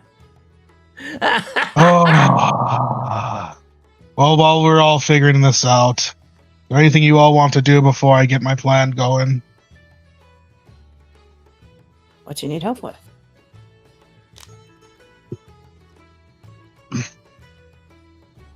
Well, we still got time before night falls, and I think by the time I'm all set up, I'll be moving on my own. Is there anything you guys want to do to prepare yourself for the evening? Is there anything you want to go do to talk to someone about, or are you just simply waiting on tomorrow for us to do anything else?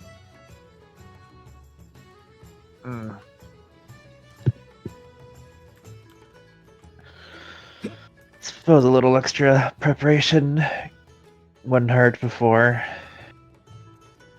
you begin your caper.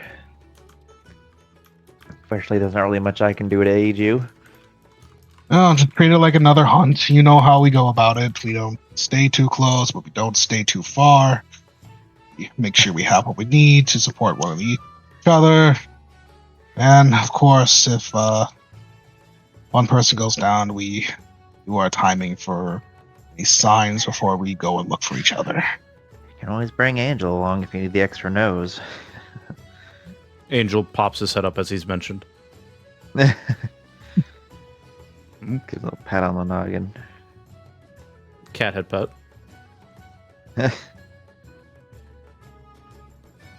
Trip to the League would be wise. I've learned from my time adventuring long ago that having the correct equipment can save your life in multiple instances. Right you are, Rayleigh. Didn't have that grappling hook, then I may have been stuck in that pit for 3 days before Matilda found me. She was able to spot it on the ground. It hadn't latched onto anything, but seeing it moving around was enough to catch her attention. I wonder if you took that grappling hook in the divorce. He says quietly. Murkon Christ. just makes a face at Leonin. Like, Rayleigh, as you finish that thought, it's perfect timing as Beatrice distracts you enough so you don't hear Leonin say that. As she just gives you a giant pitcher of water. If you want to, use that to clean yourself off, you can also just use the shower. You look towards Beatrice, his face goes bright red. He pours the pitcher over himself. Murkon Murkon is staring down at the countertop, fists clenched underneath, just trembling only for Rayleigh and the others to see. You see Beatrice is trying to hold back a laugh as you just dump it on yourself as she walks back over towards the rest of you. And railing is just soggy. It's cat time. The liquid is off of you because it is a liquid. It is not like, supposed to be actually honey. It just tastes and has the viscosity of honey and flavor, but it is a liquid. So it does wash off of you, but the smell still lingers. And you smell like you smell like honey liquor. It's not bad. That might be an upgrade for him. It's a fresh cologne. You look over to Beatrice, and she does look between the two Silverbrook brothers. I not want to pry, but what exactly happened? I saw you make faces and then smile at him, and then he spilled the drink all over him. So I'm so confused. Ask Funny Boy over here. He just pats him on the shoulder. Looks at said funny man. The funny man still staring straight down at his glass, like head tilted. I'm working on a joke. And then he takes another drink. Well, I would love to hear it sometime. And she just taps you on the hand before she walks off to her other customers, leaving you to whatever you guys are doing next.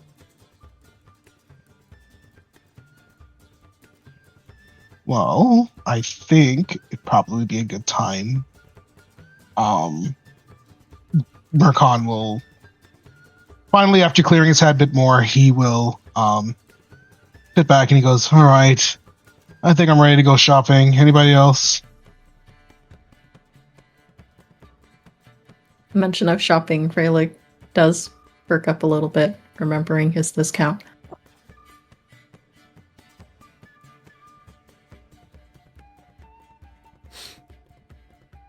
Okay. So,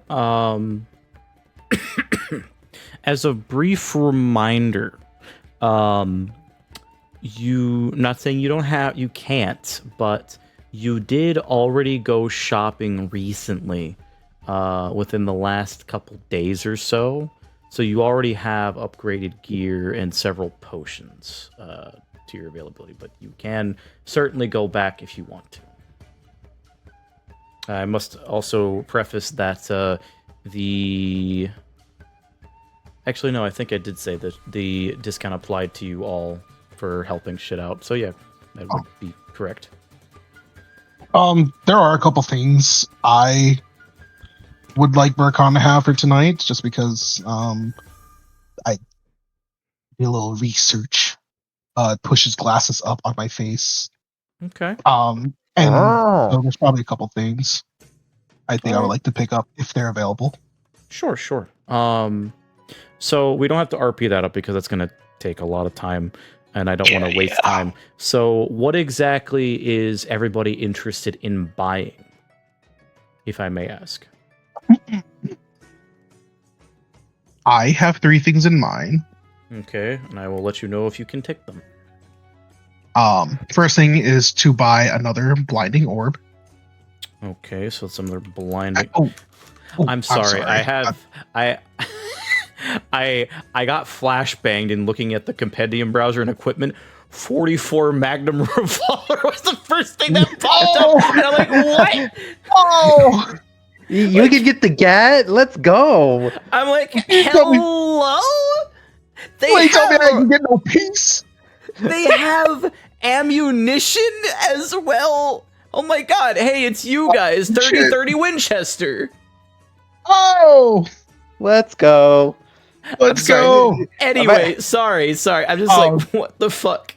Imagine just shopping for a revolver and you just fucking see a gun. God. Alright, so you want another blinding orb.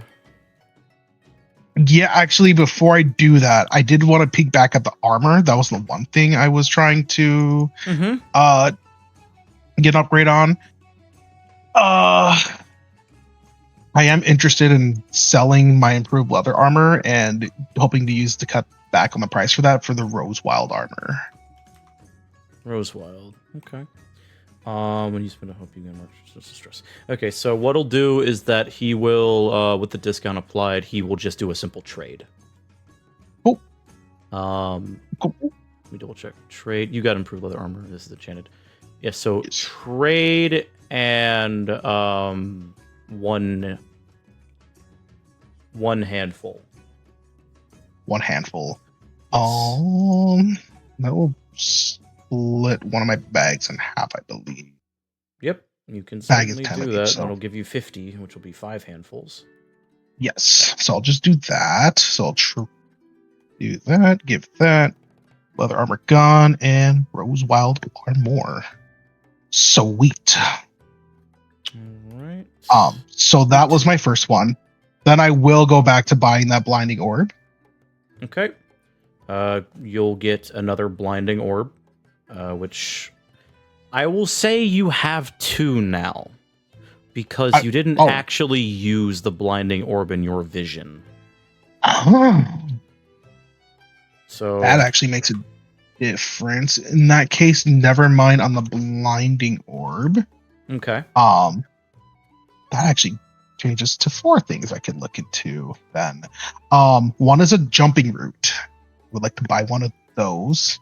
Jumping route. Each route to leap up to a 4. Okay. There is one available. And it will be 1 bag. 1 bag. I shall pay the bag for the jumping route.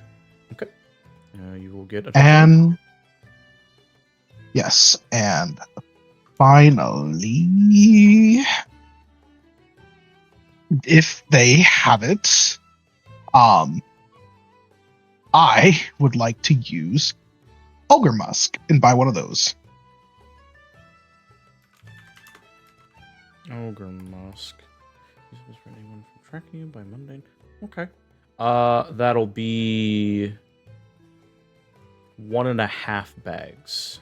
1 bag Okay. and 5 handfuls. Sweet. That is what I will buy then. And that is it for my shopping. All right. Rayleigh, what did you want to buy?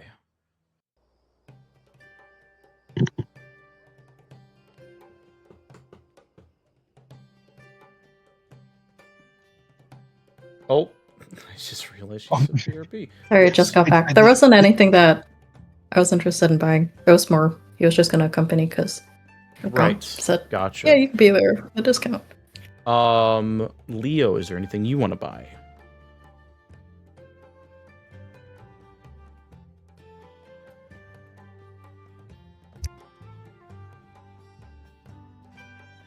Take that as a no.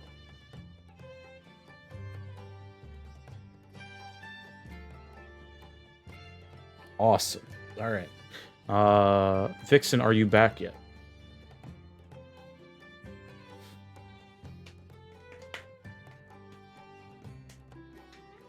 All right. Good to know. All right. Everyone's gone. Everyone's gone except for me and Thorn. All right. So this perfect time to take a very, very brief break. We will be right back. Welcome back, Fractured Shadows. Apparently Daggerheart has actual guns. So, unpacking that. Hey guys, next session, Murkon's getting a flamethrower. No. So, now that I was going to do this during the break, but I forgot because I just got distracted from high-end enterprise drone. So, Leo and Akuji, are you two buying anything or no? Where are we? We are not doing the RP because it's going to take too much time, but you were currently back in the guild hall's vault, specifically in the Adventures League, to buy things if you want something. Nope, I think I'm okay for now. All right. So, with that being said, you guys exit the guild hall as you get your stuff that you wanted. and now you are free to do what you want to do. So where are you going? Who are you heading to? Who are you talking to? What are you doing?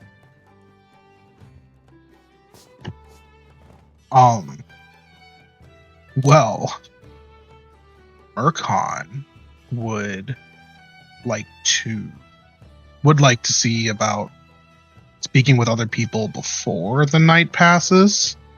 Okay. But he only has one person in mind for today. If you guys want to be a little more, you guys did say you want to be a little more weary about it before we do that. So, I guess before he steps away, he says, "All right, well, are you guys certain about keeping it to ourselves and just wait for the nightfall? Or do you think we could try to speak with someone? Maybe someone you all believe would be safe to ask about? I do respect and understand how we don't want to tip off the people, so it's up to... I trust your levels of paranoia on this." Well,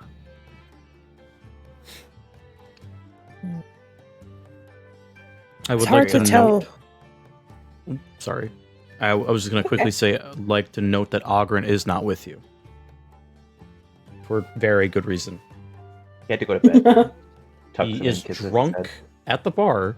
To be fair, Rayleigh, you are tipsy, but you are not drunk, just for reference. So anyway, continue. Sorry.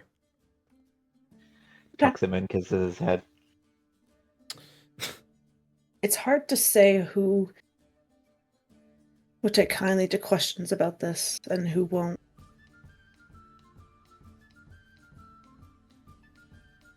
I have my own curiosity about how Miss Bright Willow was involved, but you don't want to waste time on that. I mean, Yes, well, I can't imagine she would be in on whatever sort of conspiracy is, but I think it's a very good possibility, considering how mysterious she is. She might know something at least. whatever we Marqui. decide, I don't think that time is on our side. I feel that the longer that we stick around town, then without good reason, then their suspicion will only grow. Marqui rubs his chin as he kind of thinks about it further. Well, then I would say tonight, if we were to find anything without endangering the people and starting something that might get progressed if we were to mess this up, I would say tonight just might be our one shot for any other cases we're dealing with. So, if I find nothing about the Shadow Bark Brigade and that man truly was lying about everything, then I'm not sure what we're going to have to do regarding the strange cult activity and necromancy going on there. It is possible that we will have to deal with it at the Hunter's Charter, but we'll see. Alright then. There's one more thing I think I'm going to do before my night's over. Something I'll be doing on my own, but I promise I won't take too much time, and I'll be ready to make a plan for how we're going to go about this. You'll check back here before you follow the robot?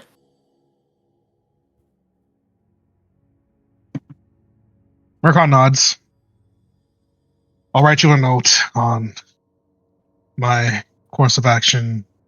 My expected time I'll be back, and when to be worried if I don't return. Each of you will have that, and With Rayleigh already linked mentally, you'll Sure you don't need me for backup? the less people about this, the better. Worst case scenario, I get caught and have to explain myself to the council, and this most definitely will be our last night here if they catch us hunting one of their council people. Very well. The least I can do is, keep our scorn about it as much as possible. Maybe it'll take the full blame, and then it'll just be me gone. We'll see. I can't let you do that exactly. Well, then I just won't get caught then. And he points his finger at his brother with that same, cocky grin that he has when he's ready to go do something really stupid. He just gives him that level-headed brother look of, oh boy. You escaped those skeletons. I have faith that you can achieve this mission of yours. We are the heroes of this fine town, after all. And he's gonna kind of pat him on the shoulder a little bit and rally everyone before the night. All right, everyone has an additional D6 that they can use whenever and for whatever.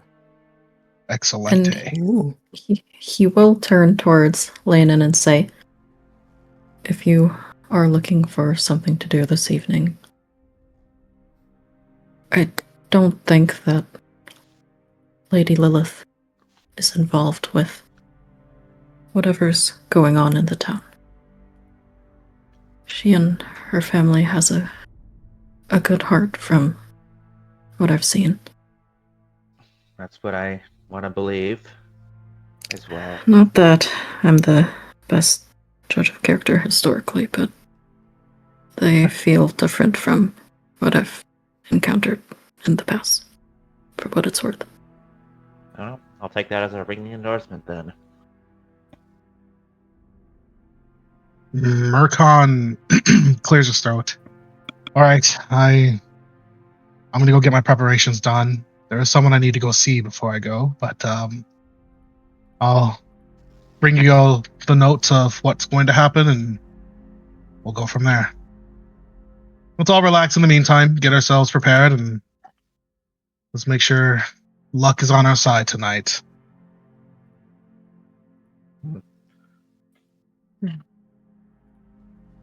All right. And sorry, go on. I'll say, and Marquand's gonna go leave to see Beatrice. Okay. So 1 second here.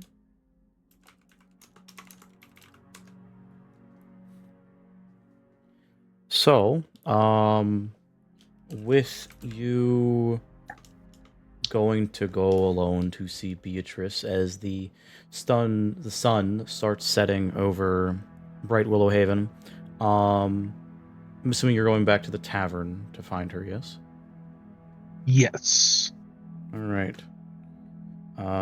So as you do this, you do see her cleaning off some glasses as she's getting ready for the nighttime. And as she just finishes cleaning them off, she pops up on a stool, which you can see through the window as she takes out a small little pack and sticks a cigarette in her mouth. And she's about to light it. You enter, and she quickly puts it away. Marqui, you're back so quickly. What can I do for you? Trying to kill an old habit, eh? And he makes his way over. No, I'm just having my afternoon smoke. I usually hide the smell because it's they are specifically made by me, so I do not have the similar habit that tobacco has. I would offer, but I'm afraid that I don't let people use my personal supply. Otherwise, people would go crazy for them. She grins at you. Oh, it's a shame. I thought we were getting close enough. He does lean a bit on the bar as he smiles back at her. He's a little bit more normal than he had been before. Definitely less animated in an odd sense, but he's watching her, just kind of relaxing as he lets her do what she needs to do. She does shrug and grin at you as she sticks the quote-unquote cigarette in her mouth and light it, and she uses that same, a very similar looking lighter that your brother has seen, but you have not, where it's, essentially a very fancy Zippo lighter, but instead of it being like, chink, and then you open it up and you flick the switch, she presses a button on this like long rectangular piece, and a flame appears in a hole in the center of it as she puts it over the actual like cigarette end, and you see that it sparks a blue flame and blue tint as the smoke drifts off. And you smell a very faint, fruitful smell, like very fruity. Takes an inhale and blows it away from you. Well, with your certain condition, I don't think I would be feeling very proud if I offered you one. But regardless, handsome, what do you need? Do you have a moment to talk? Possibly somewhere more private. Ah, sure. It is it a talk or a talk? And like the first one is like a serious look, but the second one is a very suggestive gesture. Oh, I might need a little more sleep before we have another one of those talks, but a talk. He says it more seriously at this time. Ah, yes, let's head downstairs then to my lab. And she sticks the bud in the corner of her mouth, puts her pack away, and leads you past the doors that lead into the basement. You go downstairs, you see a couple of brews bubbling in some pots, but otherwise it's much colder down here. And she sits on the stool that she had last time when she was rolling around trying to figure out what's going on with you. And she does give you a look as she crosses her legs. Is there something the matter? Murkon smiles as he kind of looks around the room a bit, specifically towards maybe some sort of clear surface of any kind, like a table. Mm-hmm. And he pulls from his areas where he's been storing coin the coffer of crowns that he got, the one chest worth of coin, and he sets it on the table. I'd like to keep this here. She eyebrow raises at you, looks at that, and then nods. Okay. I trust that I can leave this here. But with that said, if you need this at any point, or if I don't return, you are absolutely free to every coin here.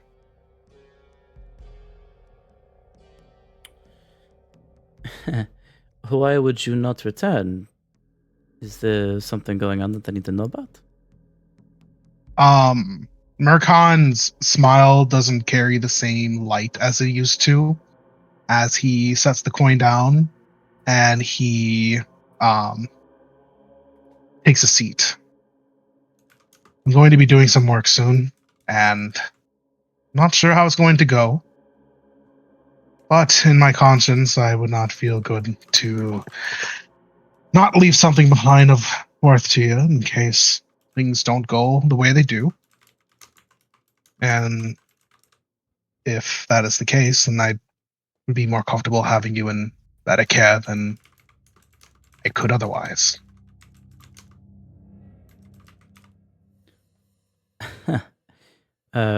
She takes in a longer drag of her cigarette as she taps the side where you see a small ashtray, one that you did not see before as you were dazed in here.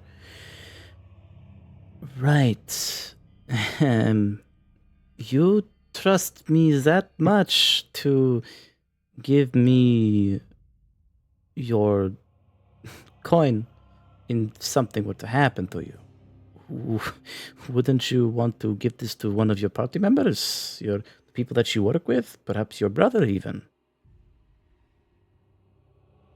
Well, they have their own coin to worry about, and truth be told, Bo, I would feel much better if this coin was in the hands of someone who I know would benefit from it greatly.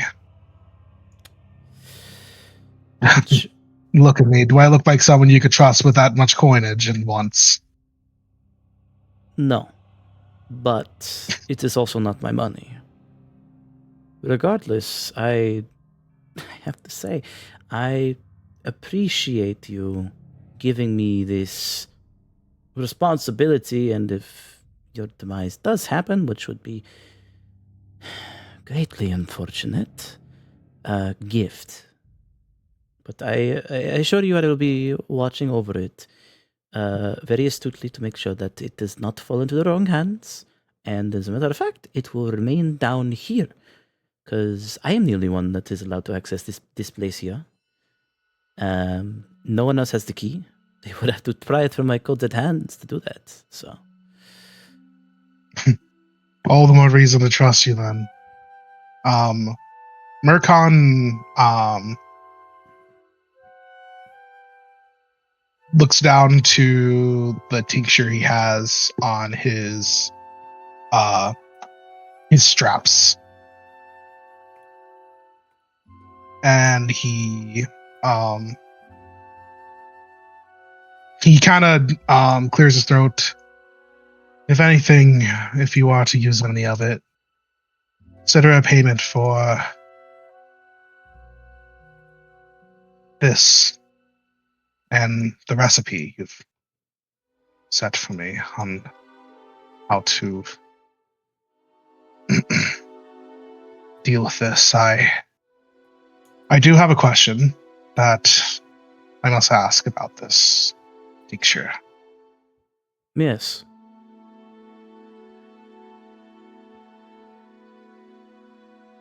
How confident were you that this was going to work? Well, considering that I've used it on myself, like most of my concoctions, give or take 80-20. On yourself, huh? I have put myself in positions before that have left me vulnerable, exposed, what have you. I'll admit, since you're giving me this responsibility, it's fair I am truthful By to you. supernatural means, then?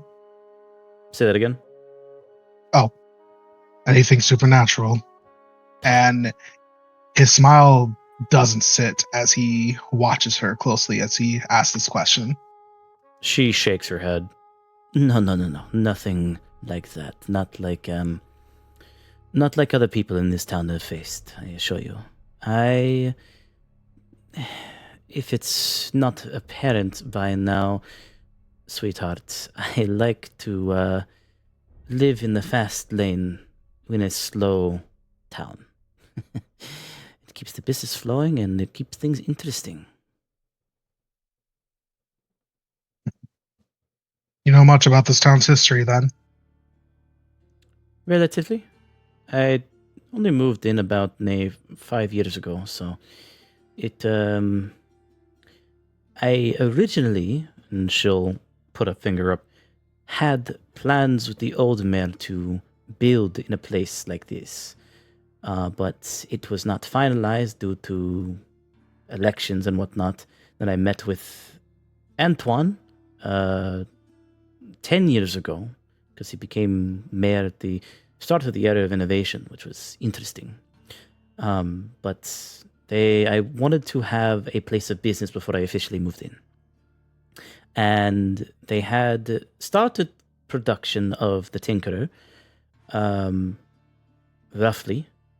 But 5 years ago, when I was about to move in, it was stopped due to the attacks and the coven that I heard so much about. Very open about their history, that much I know.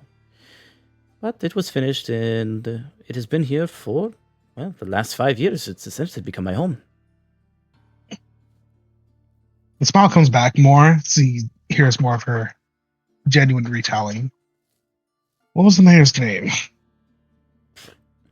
The last one before? Mm-hmm. He nods.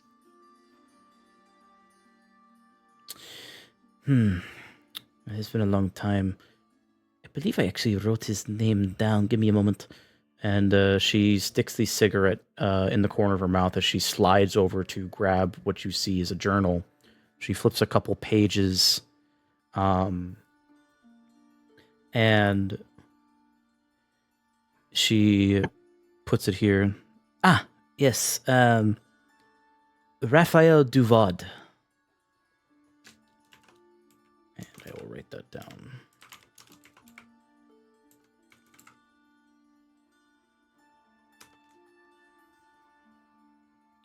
He was a, for the most part, charming man. But he very much was, he's been the mayor for, as far as I can tell, a very long time before Antoine took over. And while he was credited for the creation of the prominent guild hall you see today that houses the League and the Charter, something was going on. I'm not entirely sure what, but allegedly there was something that happened that made him quit his position and leave the Haven. I believe he actually lives in London now. But that is just what I was told. Could be fabrication, could be rumor, could be a bunch of bullshit. Marcon's eyes fall down a little bit further, but he does nod. Let's see. Well, thank you for digging further into my curiosity regarding this. I guess I wanted to know a little more about the town before anything. You sound troubled, Marcon.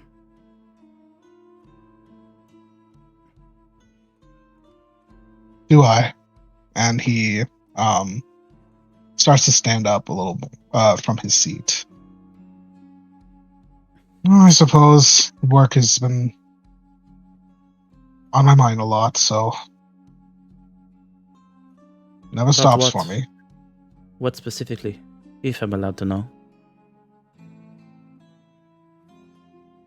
Oh, just the new responsibilities of the hero of Bright Willow, you know, as it is. Kind of laughs a little bit about it. She chuckles with you as she puts out the cigarette. Well, you decided to accept the responsibility. You didn't have to. I certainly did not. Marcon does close the distance between them, and he leans down and presses a kiss to the top of Beatrice's head. I best get going now. She grabs you right before you leave and plants a fat one right on your mouth instead.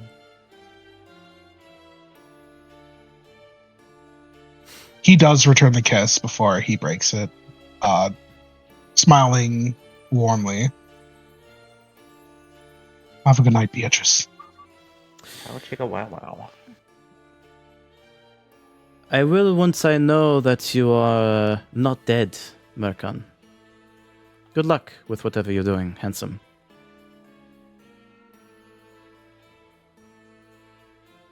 And she lets you go.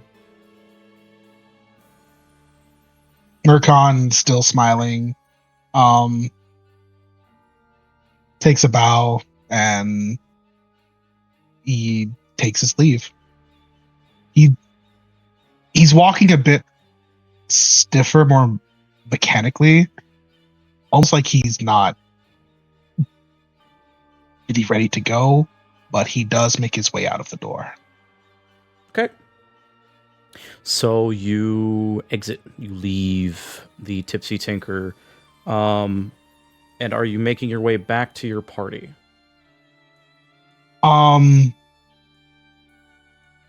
Actually, no. He's going to go first to his room as he starts to essentially outfit himself differently and set his items all in a way to make himself ready.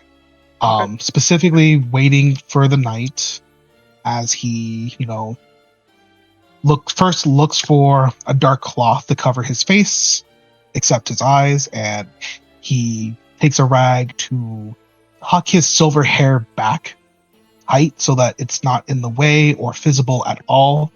He detaches the bells from his head and he tucks them into his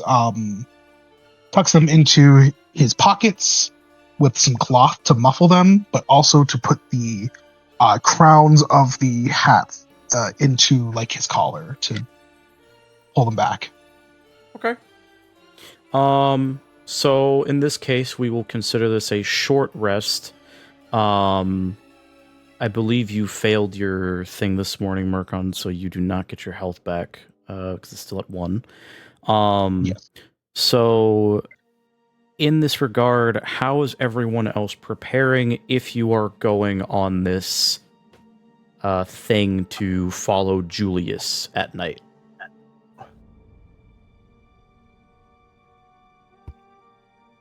I think Marquand's the only one going unless someone was planning to go rogue and follow him. Okay.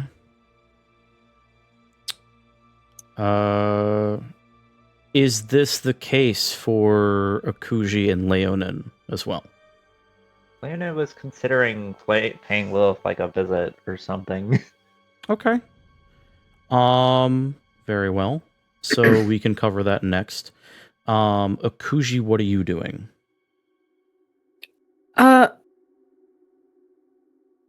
Knowing the severity, she'll probably try and follow Marqui, Okay. but trying to stay hidden from him and, well, Julius. Okay. Very well. So the two people going into that specific scene are going to be Marqui and Akuji, not Leo and Rayleigh, correct? I believe so. Yeah, Rayleigh would try to tag along with Leonin if he let him. Okay. Very well. So we'll do the scene with Lilith next then. So Rayleigh and Leo, you guys you split off like last time, with Rayleigh you casting your telepathy on Marqui, which we'll say later when he's ready, because you'll probably reconvene at the tavern. I gotta change the music because it's not fitting. So you are given directions to Bright Willow Manor by a Willow's Watch, as they just briefly, just go across the bridge over there above the small little pond and you should see the manor. Just look for the gates. And you do come across these gates where there are 2 Willow's Watch guarding it, though they do seem to be dressed more ornately. And they, as you approach, they do hold up their hand. Halt! State your business, please. Hoping to request an audience of Lady Lilith. Right, and who are you exactly? Leonin Silverbrook.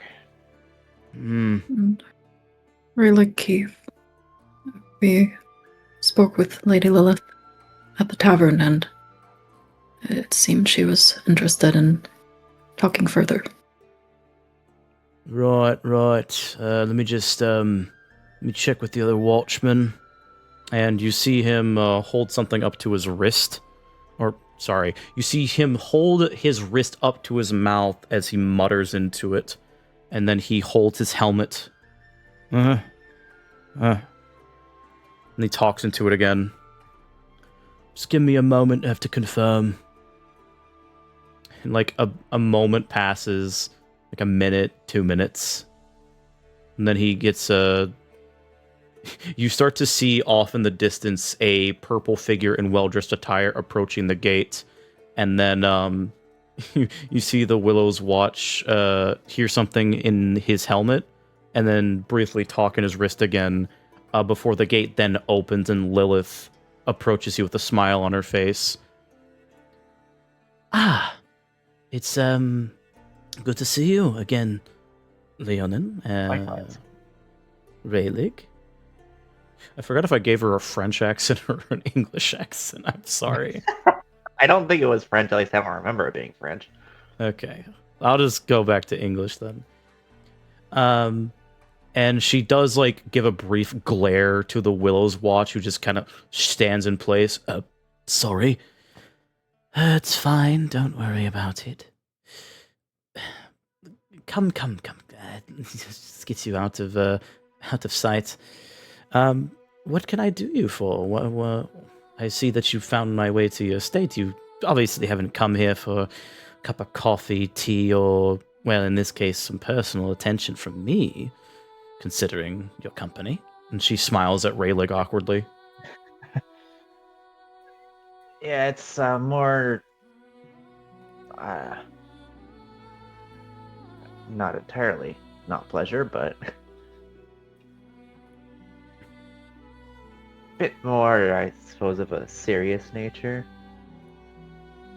Well then, let us go inside so we can talk more seriously, more businesslike. And she leads you in, and you hear her, "Shut the gates, please." Right, yes, ma'am. And the gates shut.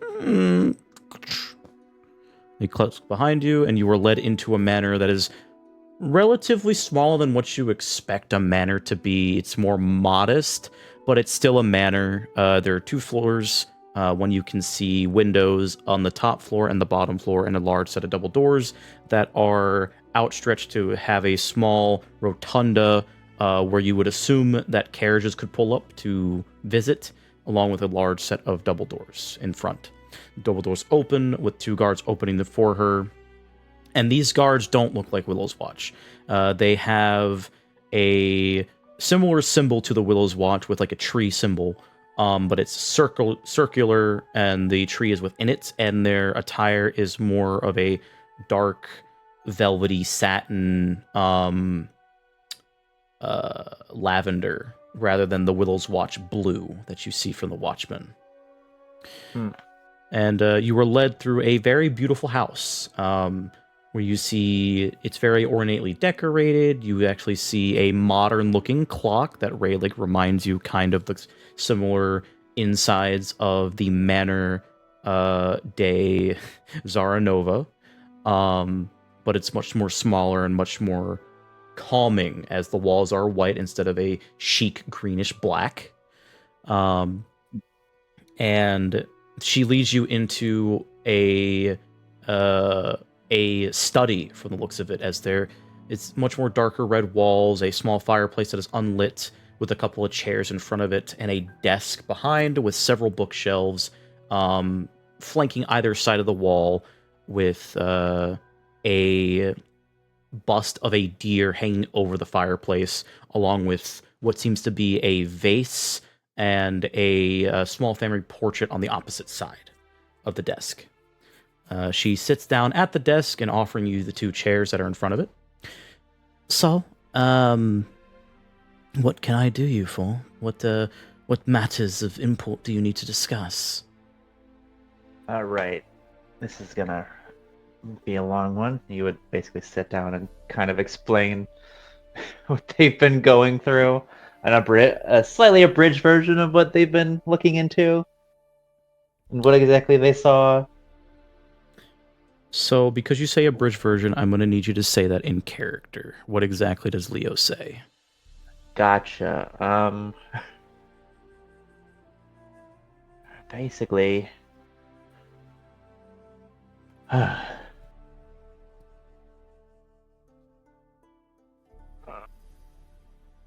can't find the words exactly. We've been looking into the matters of a certain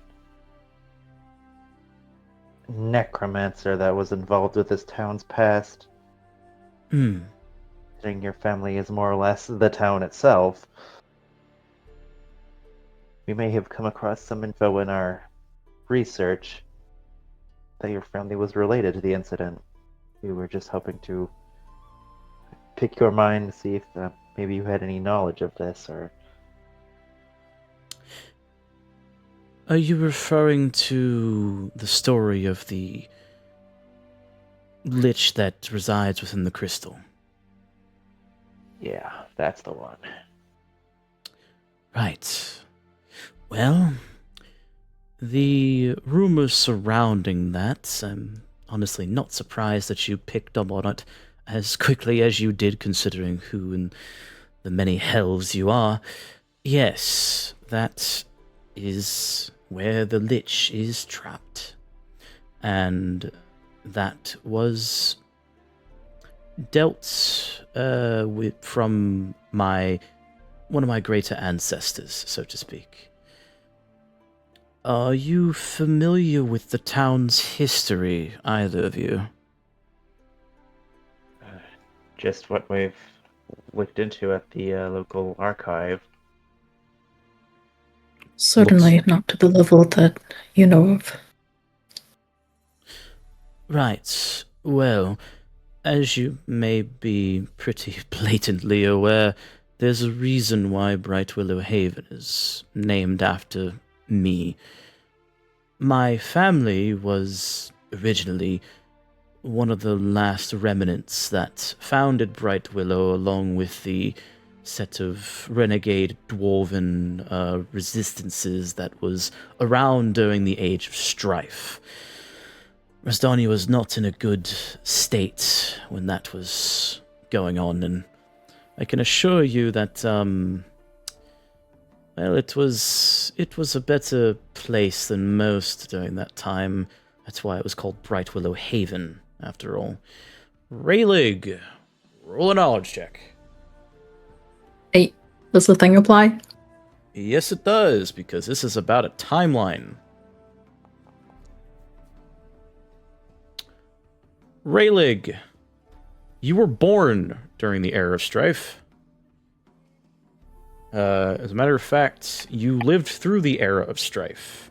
The reason why you successfully lived during the Era of Strife, where a lot of shit was going on, and why the Zaranovas were the Zaranovas, is because of your wit. Your parents telling you to be very careful when you were wandering around in your time during this era, and the only reason it died down was because of Duke Highlaw coming into power and basically cracking down on all the war bands that were essentially trying to make name for themselves.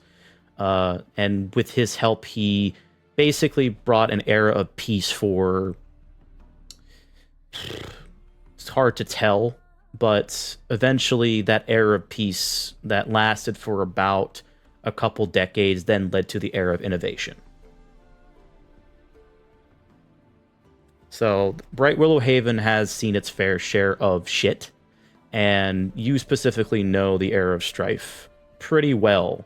Granted, when you were, I think it was around probably in your 30s, was when Duke Highlaw got into power and stuff started to calm down. Mm-hmm. And So- Rayleigh gives Lilith a sympathetic look. That must have been difficult. I myself am from a small town, and I'm well aware of how difficult it was during that time, with the different bands of brigands moving about. Yes, plenty of them were well known and well founded, and some of them even changed into the greater mercenary companies that guard our country to this day. But needless to say, the dwarven resistance that settled down in Bright Willow Haven did make sure to not act like the brigands, and many people flocked to Bright Willow due to this. I am switching her accent again, sorry. Okay, that's okay. She's No, a mysterious lady. She switches her accent suddenly, and now she's Italian. No, I'm going back to British. Ada Wong moment. Yes. Oh, Sorry. Anyway, the reason for that is, well, during that age, one of the things that happened was, well, the issues with the Lich. When Bright Willow Haven was founded, there was a small adventuring band that aided the dwarves in securing the land from a pack of bandits that, well, lived in a very destroyed and abandoned town. That became Bright Willow. My great-great-great-great-grandfather was the one that was part of this band. And it's very odd, considering, because my family, while we have been able to produce heirs for each time that we have done this succession, there's been something that's happened to my bloodline. It honestly feels cursed.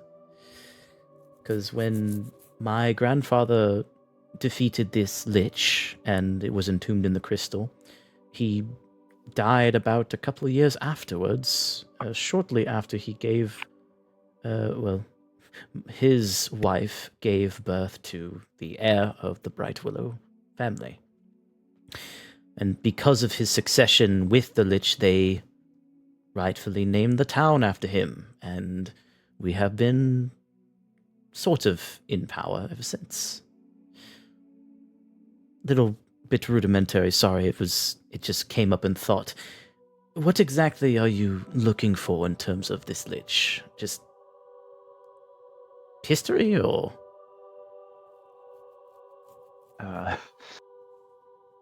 From our studies, it seemed like your grandfather may have known the person who became this lich.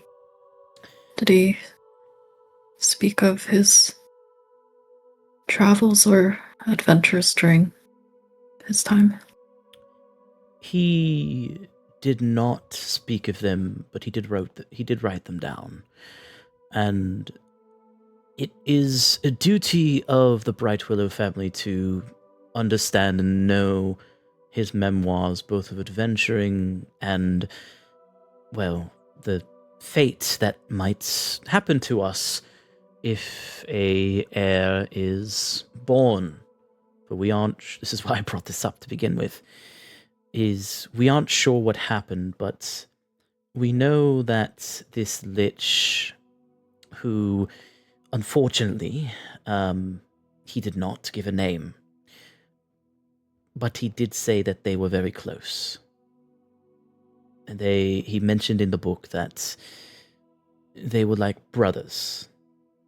They even shared a bond once, blood bond, to stop some sort of ritual from happening. And because of this shared bond that they had, they considered each other very close. And when this bond was severed with this lich's death, or rather entombment, something changed. And we still aren't entirely sure what the case is, but we do always have to prepare in case this alleged curse strikes, and it usually does. And as she's telling you this, she's talking very slowly, and her face looks very uncomfortable as she's talking about it.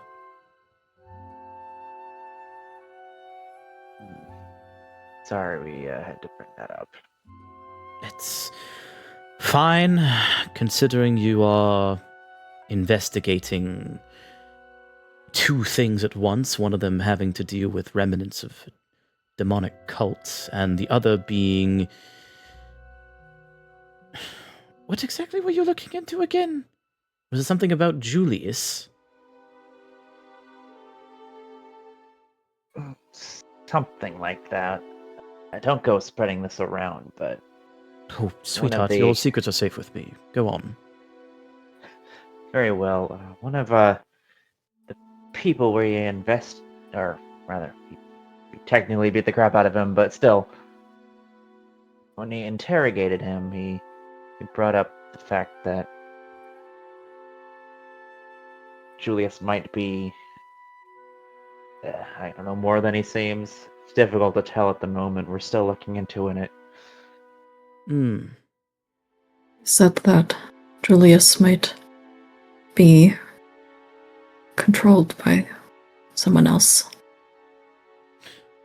Right. And that they may be related to the Council of Bright Willow. Hmm. I see. And do these potential people that you're trying to figure out who they are they necromancers, or what are they? Did this individual tell you? We're not entirely sure, but the name that he gave, the Shadowbark Brigade. Shadowbark I've heard of them from my time in Londor, and they were related to some necromantics doings, if memory serves me. The Shadowbark Brigade. That sounds familiar from my studies. Hold on a moment. And she gets up and goes over to one of her bookshelves. And you see her going through books. Shadowbark. No, maybe something else? Where did you say they were again, Rayleigh? You said Londor. In Londor, yes.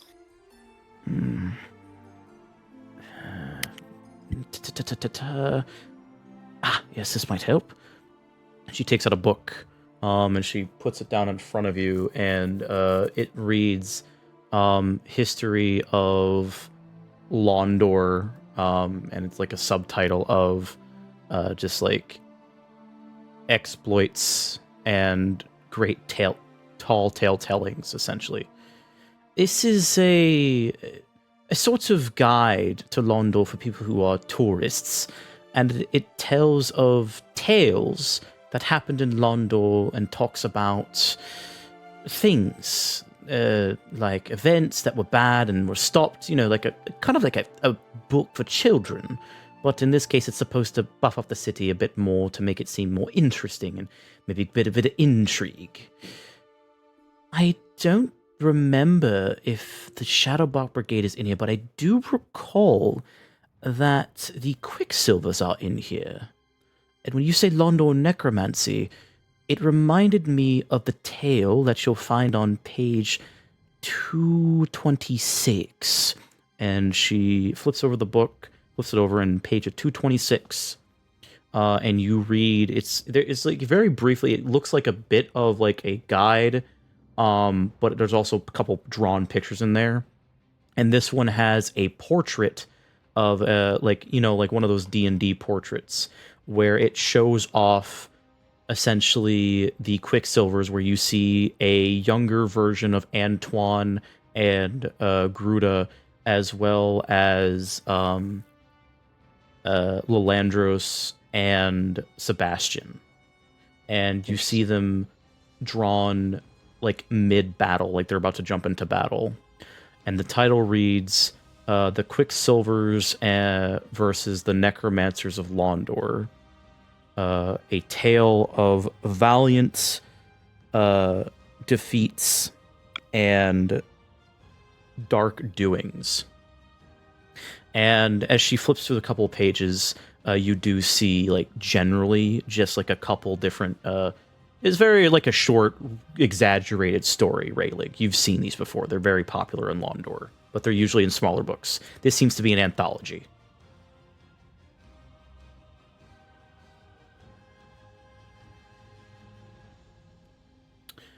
Do you take it and read it? Yeah, he speed reads that. Okay. So, as you're speed reading, you slow down when you see a part of the book that says, "Were it not for the valiant sacrifice of the Quicksilver's closest ally, the Shadowbark Brigade, the necromancers would have prevailed." And it's just one sentence.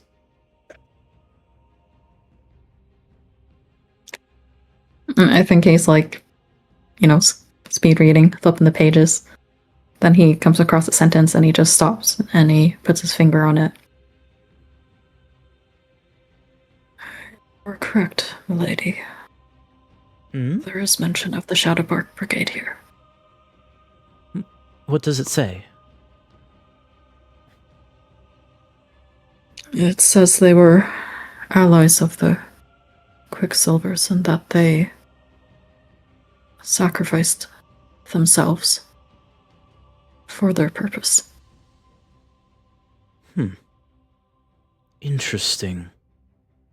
I don't remember anything in the tales of the Quicksilvers mentioning the Shadowbark Brigade. Quite fascinating. Did you talk to Antoine about this? We haven't let any of the council know about it after what the bandit said, and I can assure you that he was telling the truth. If something gets to the council, then it's very likely it will get back to whoever is controlling Julius. This brigand that you spoke to, did he mention how Julius is being controlled? Magic? Were they a mechanic of sorts? I think you said that his personality changed. Yes. I believe I did say that they were an artificer of sorts. At least that's what he thinks. Yeah.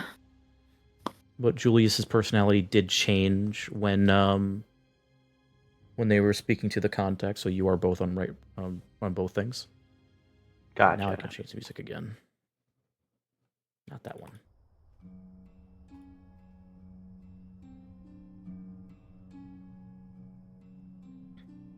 He said that his personality changed all of a sudden. And I think it was some sort of artificer? And it looked to Landon for confirmation.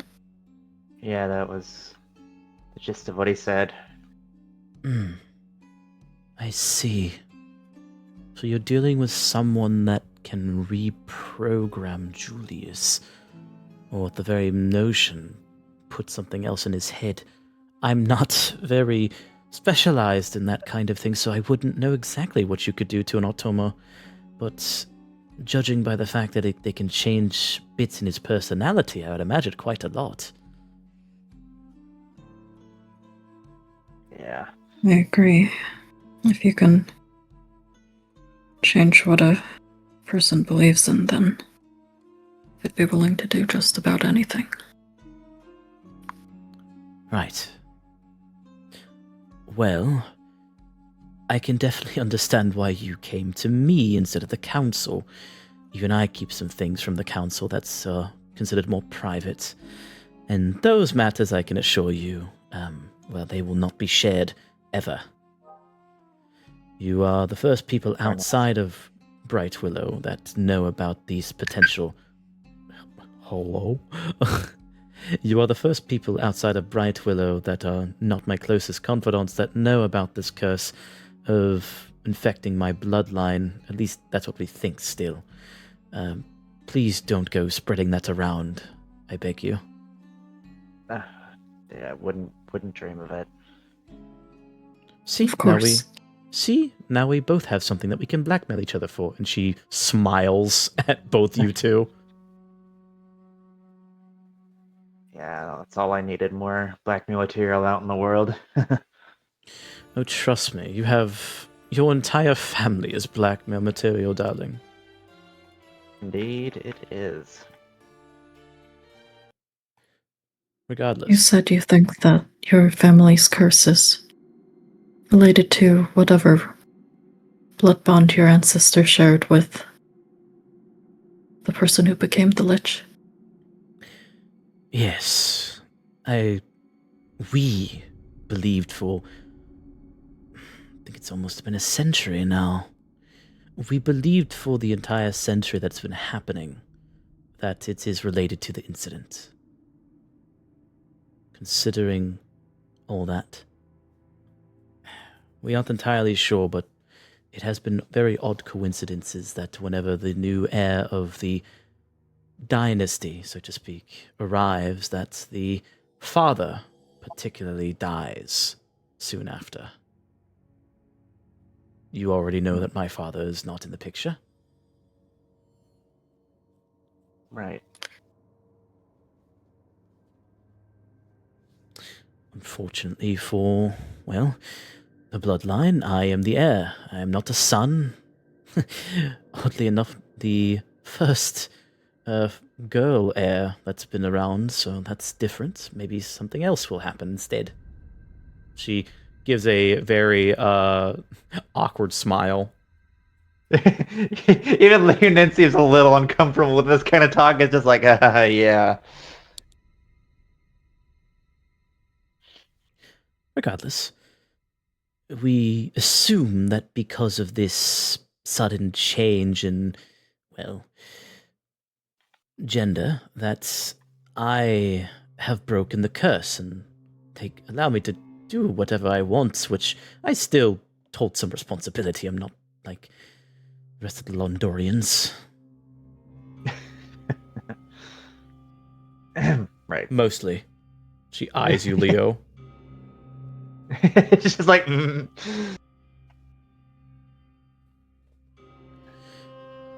I confirm or deny anything. But that is just based off of mere skepticism, Rayleigh, I can assure you. And nevertheless, we are looking into this Lich, and if we learn anything that may be of help to you, then you'll be the first to know. Of course. Did you, by chance, get access to the archives that the Adventurers League has yet? I'm sure there's some knowledge there that could help you. The Manadine archives, yes, that's... Yeah. what led us to you, actually. Yeah. Yes, of course. Well, you saw the findings of the Lich that my grandfather put together. So it is not in his perspective, of course, because it is not technically his book. But he found it, and he simply named it.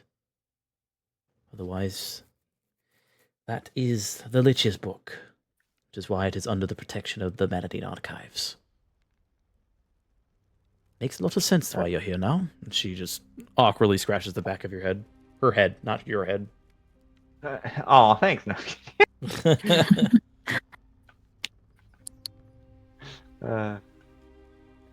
In it, our party member saw that there was a staff that the Lich had. Yes. Do you know what became of it, if anything? Is it trapped with the Lich and the crystal? Last time I looked inside the crystal, I did see the staff still in there, so it should still be with him. Dang, it's still in there. I see. He frowns at that. The reason I brought it up is that from what we learned, it seems that the staff maybe what corrupted the person who became the Lich. I see. And Well- even more concerning, it seems that the Lich is able to observe what's happening outside the crystal, even to this day. Well, at least we know that that is the case. He can't do anything. It is better that that abomination is trapped in there with his abominable staff as well, so no one can reach it. I'm sure you know that Mannonite is very hard to crack, yes? Makes sense. Of course, yes. You would need to have some sort of very, very special tool that we've only recently developed to properly process it and, for the better part, mine it. So, other than that, it still requires expertise to do such a thing, and I can assure you that no one in their right mind within Bright Willow has either the knowledge nor the equipment to do such a thing. And even then, if they did, they would face the entire wrath of me, the entirety of what remains of Bright Willow's guards, the entirety of the Bright Willow Watch, and, well, everyone in the town, so to speak.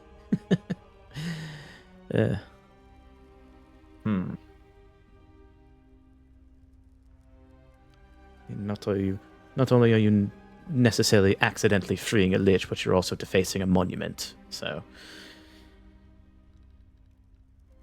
As one would hope that no one would do such a thing. Let an Hope. evil like that out. Yes. But that is why we of the Bright Willow family are still monitoring it to this day, just to be sure. Not everyone in the Haven knows, of course. We always just fabricated that it's a rumor, but it is not a lie.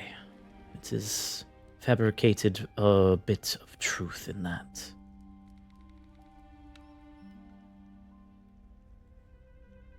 There was one other question that I had. Was By all your means. was your family close to the previous mayor of the town? Which one? That's not exactly... You have to forgive me, that is... We are close to every mayor. Which one are you talking about? He would describe the one that Akuchi saw in the vision with the Sarunovas. Ah, you mean, Master Duvard. Yes, we were quite familiar with, Raphael. He was... From what's I was read about the dealings with him, he worked closely with House Zaronova, as well as us, to make sure that the funding and the building of the Grand Guild Hall was complete so that we could actually bring some business to the town, to also make sure that we dealt with pests within the woods. And it did prove quite fruitful, though for some reason, that was unbeknownst to the family, he shortly left after the completion of the Guild Hall, and still a bit of a mystery, so I'm completely unsure what happened to him.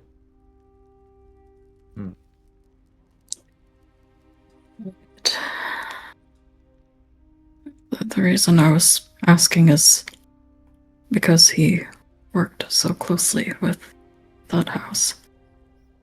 I'm sure you're aware of their reputation in Londor as being very powerful and influential. We are vehemently aware of who Vaus Varnova actually is, Raylig. This is why I give you some clemency knowing you're here. She smiles at you.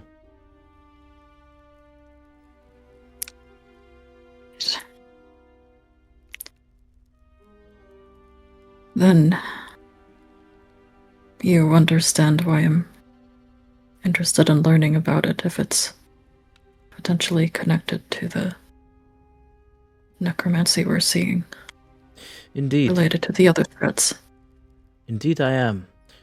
I can assure you that as far as we are aware, House Zaranova is not involved in anything more than the mere funding of Bright Willow Haven's success. Whether they still keep in contact with Antoine is another matter entirely, but I assure you that if that question would be asked, he would most likely deny it. It's like she could see him visibly relax as she was like, oh yeah, it was just the funding. And then when she brings up the part about Antoine, he like visibly tenses again. She raises Right a brow back. at you as she squints her pale eyes in your direction. Is there a wait, reason why this makes you so tense, Rayleigh? Every time I mention that house, or every time I've seen it mentioned in your direction, you get visibly uncomfortable. Leon just pats him on the shoulder, just be like, "It'll be okay." And she does lean forward a bit. I'm very well aware of your connections, Master Keith. I can assure you that there's nothing ill between us and your former employer. But why do you flinch every time a ghost is mentioned? Anything but a ghost. They're still one of the most influential houses of Londor. And the stories you hear of them. He The like people shakes with his the head. most money are the biggest assholes.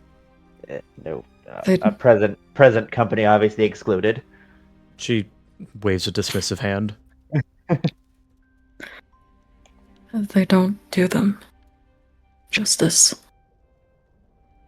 The atrocities that they commit is far beyond that. But the reason that I still fear their name is not a lot of people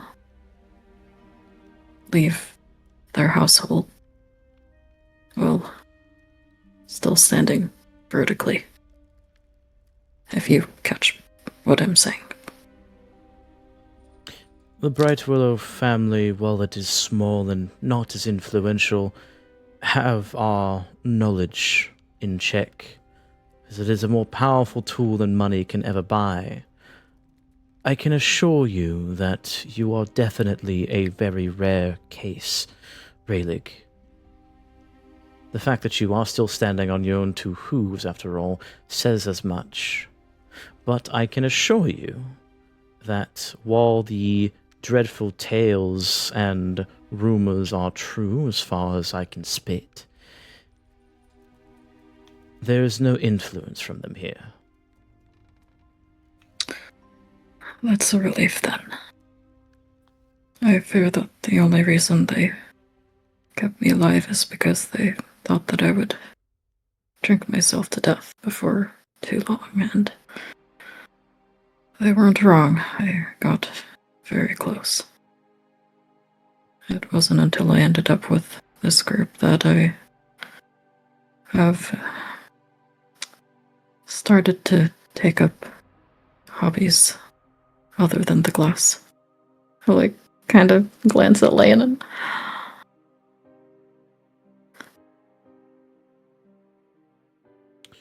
Right. Like clear his throat and like look down at his flask before like consciously not reaching for it. Well, I'm very happy to hear that. Indulgence is one thing, addiction is another. We all have our vices, but that being said, I would definitely not... She, like, tries to find the word or wording. Well, I'm not one to often tell others what to do, let me offer you a bit of advice from a young buck to a senior. You know them well enough not to do something stupid. I would keep doing that.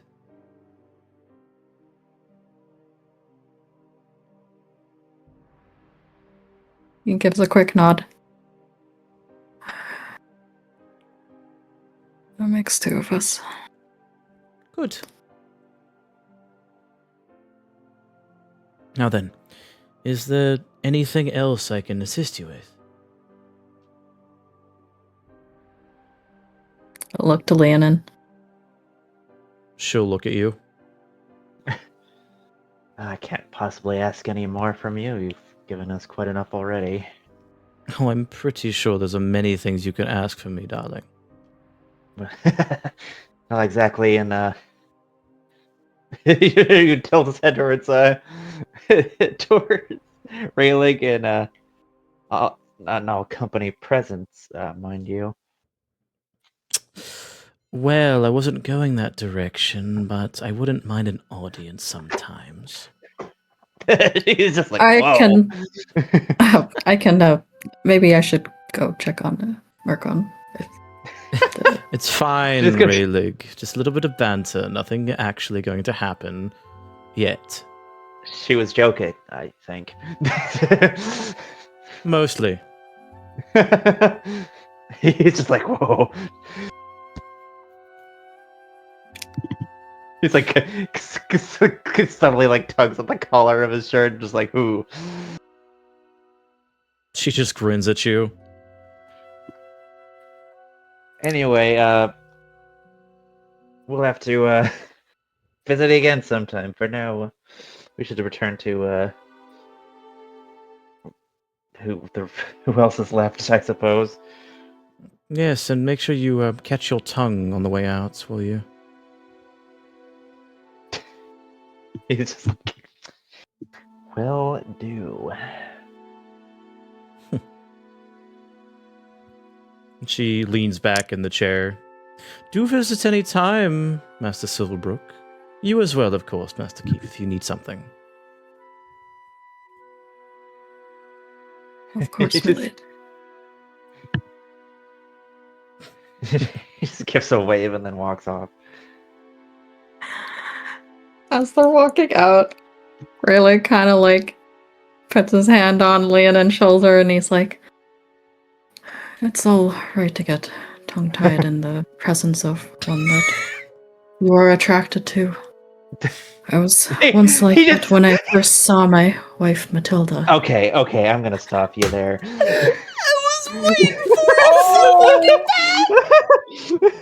Oh! I needed him to fucking talk about Matilda for this. It was perfect, Thor. Oh! I don't need the talk. I'm Oh shit! Oh, love youngins. Holy shit! Oh my god. Today, the this- Silverbrooks learned that Rayleigh had sex. Rayleigh, I need Rayleigh to like interrupt Leonin. You know, when I was young, I had this talk about the birds and the bees with my own son too. It's Oh, like, okay, no. let's get back to the room. Sometimes there's more than one bird and one bee. And there's a chair. Sometimes there's just two bees, or maybe two birds. I don't know what to do when there's two bees or two birds. And sometimes there's a chair in the room For the bee. for the third bee. Oh Jesus! Oh Oh, my god. My dark whimsical land is very sexually frustrated in this location. They're on the opposite side of Longdor. That's the funniest part. I mean, that's kind of the point. You kind of are in the debaucherous lands that have a fucking, like, aesthetic glow to them. So that's why it's like this here. I'm sorry. We like to have fun in Zion. Yeah. What happens in Zion stays in Zion. Oh. Oh my god, I'm using that. Thank you. All right, let's go kill Murkon. All right. So, you guys leave, and as you do, you proceed to get back to the Tipsy Tinkerer. Murkon is preparing. It is a bit later at the night. You reconvene in one of your rooms to talk about the plan. So, go ahead. We're gonna say it's Murkon's room, since Murkon's the one dressing up. Yep. So yeah, Murkon is covered up. He has pretty much hidden his hair, his face, except for his eyes, and he's tucked away a lot of his like personal stuff, including like the items that were on his belts across his chest pieces, and then he does still have his weapons on, but you can tell they're a little more like closely like strapped. Not something for long distance, but definitely something for stealth. So Murkon, as he lets them in, already has the papers all set up. Leon, and you'd be familiar with this. When Murkon has his papers ready, they're essentially a crude map of where they're hunting and a general path that he would follow to cover it. Otherwise, the others, you would probably recognize it as Bright Willow, but it's not as well detailed as you would imagine the city areas are. So he begins to explain to them, not doing anything more but then following. However, if I do notice he goes into somewhere that I don't know of, I will do my best to infiltrate. If I can't find a way that is simple and fast, then I will leave, mark the area, and we'll make it a note for us to come and visit or investigate ourselves. I don't want to be loud about this, but if it does come to the terms of fighting, if we are caught, I think we can safely say our ventures here will be over. So, I'm going to avoid combat at all costs that are not people, unless it's people that we don't know ourselves. If that does come to that, then I won't be fighting them. I will be doing my best to defend myself, but I will not stick around and try to be a hero. As neither one of you should, not unless we are all here. So, all that I ask for you is whatever you're going to be doing tonight, keep close here. Know that I will be back before the witching hour. If I'm not, something's wrong. I'm sure Rayleigh will do his best to keep connection with the telepathy. However, if something were to interfere with that, I would assume not to take that as a direct risk. However, keep note if you cannot hear me anymore.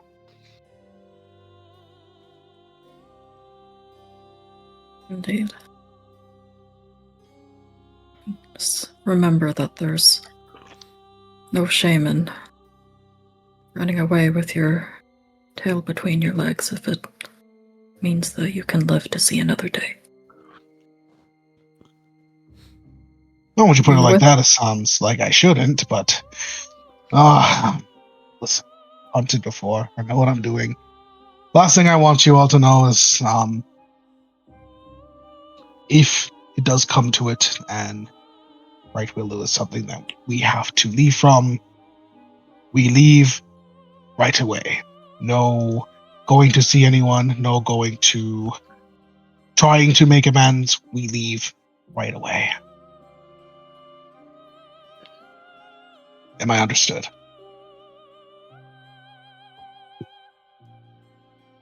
Right, like would look towards Leonin. Statica is BRB. JK. Sees Static. Turns back. Gives a nod. Very well. And yeah, with his super inspirational words, welcome back. About running away with your tail between your legs, he would like to give you hope. Oh. If you still have room for it. I had one hope. Oh. And so now I have 2 hope.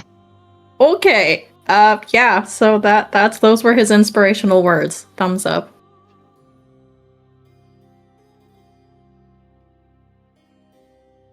And All I right, think you also then. still have your rally die, right? I do have my rally die, yes. Everyone should still. Ogren, who is in the room, by the way, more tipsy than he is drunk, does look over to you. So, if you're leaving, in case shit goes down, well, it'll suck, but it was nice getting to know you guys. I'm assuming you have it pretty cushy here. I wouldn't imagine wanting to stick around with all the trouble. I'm sure they'll understand. Yeah, no, I mean, shit, I broke out of fucking prison, so... Can we hear all this? You're in the same room as him. Okay. Yep. That's gonna have a look. We'll just make sure it doesn't come to that. Right? Well, that's the idea. I mean, as long as you guys are in my town, I'm willing to help you guys out. You guys help me out, willing to, at least I could do, so... Yeah, so just focus on not having to... focus on not getting caught. That being said, if I don't come back at all, don't hear anything, the last thing I need you all to do is rush straight into where I'm at. Give it a day before you do anything, if you're going to do anything. I'm not just gonna abandon you, you know. How would I be able to face the rest of the family if I did that? Well, just tell me the smarter brother. I know damn well that's not true. Murkon chuckles at that before finally standing up.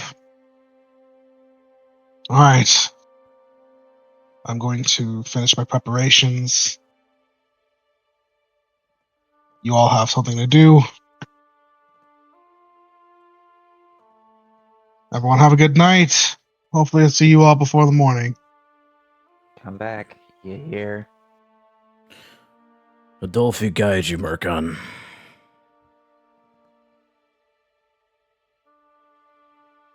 Indeed. And with that, Murkon waits until everyone leaves to start applying the ogre musk. Okay. Can you click it so I can see what it does again, please? Yes. Okay, use this must prevent anyone from tracking you by mundane or magical means until your next rest. Alright. So, this is applied to you as you sprinkle it on, and surprisingly, there isn't a smell. At least, not to you. As far as you can tell, at least. Murkon will have this applied, and rather than going out the door, he's going to turn the lights off and he will go out the window as he begins hunting down Julius, Okay. of which he is going to use, if I can find it.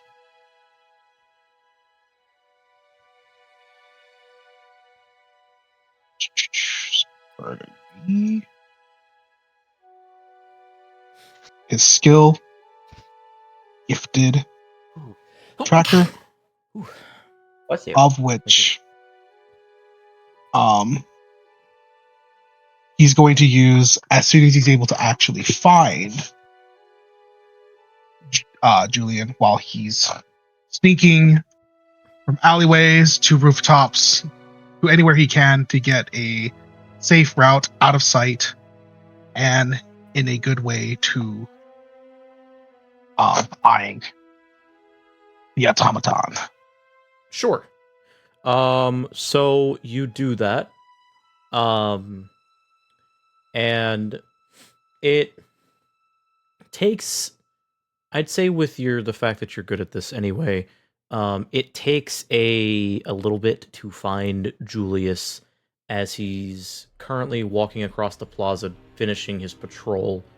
And he seems to be walking back in the direction of the town hall before he suddenly stops, pivots, and starts walking towards the eastern side of the town. And you start to follow him. So how many hope are you spending, and what are you asking me?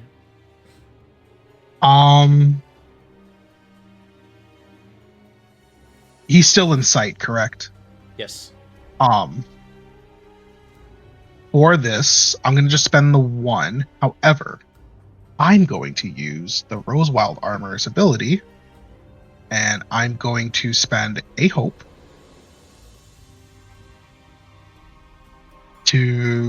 or spend an armor slot to use the effect of a hope to ask the question of, if I can get back to the questions.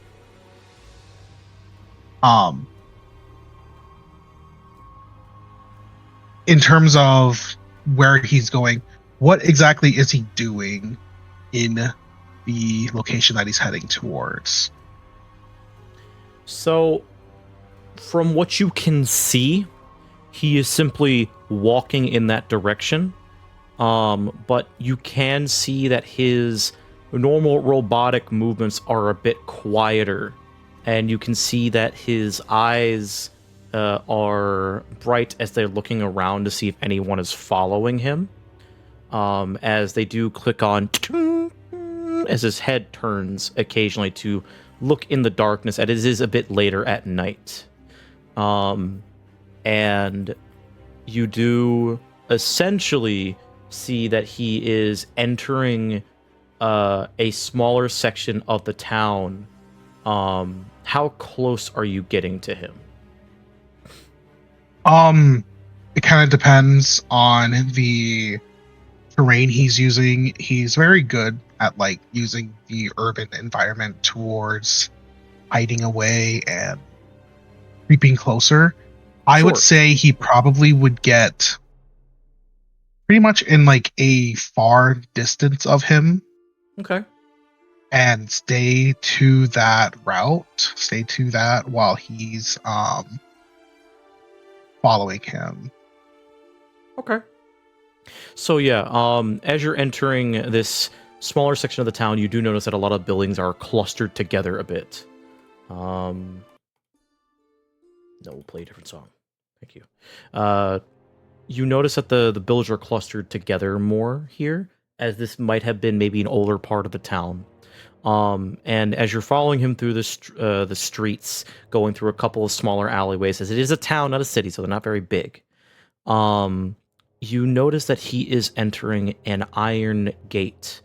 And entering through that, you look above, and you see the sign that clearly reads Bright Willow Graveyard.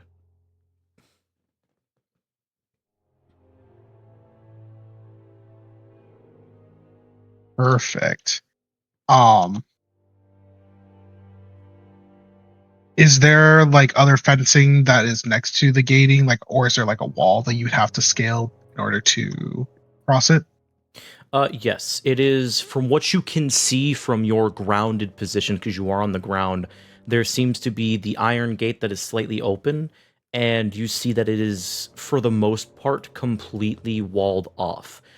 Go ahead and make I guess, an instinct check. Okay. Yeah, I'll just do a regular roll. Wow. Ooh. If you do not have any stress, go ahead and mark that off. And you get a hope. So Excellent. you would notice very clearly that this graveyard wall is upkept for the most part, that some of the pillars and walls that would like keep up the walls are kind of partially destroyed and just weathered. So while the majority of the walls look decently in repair, there are others that are not.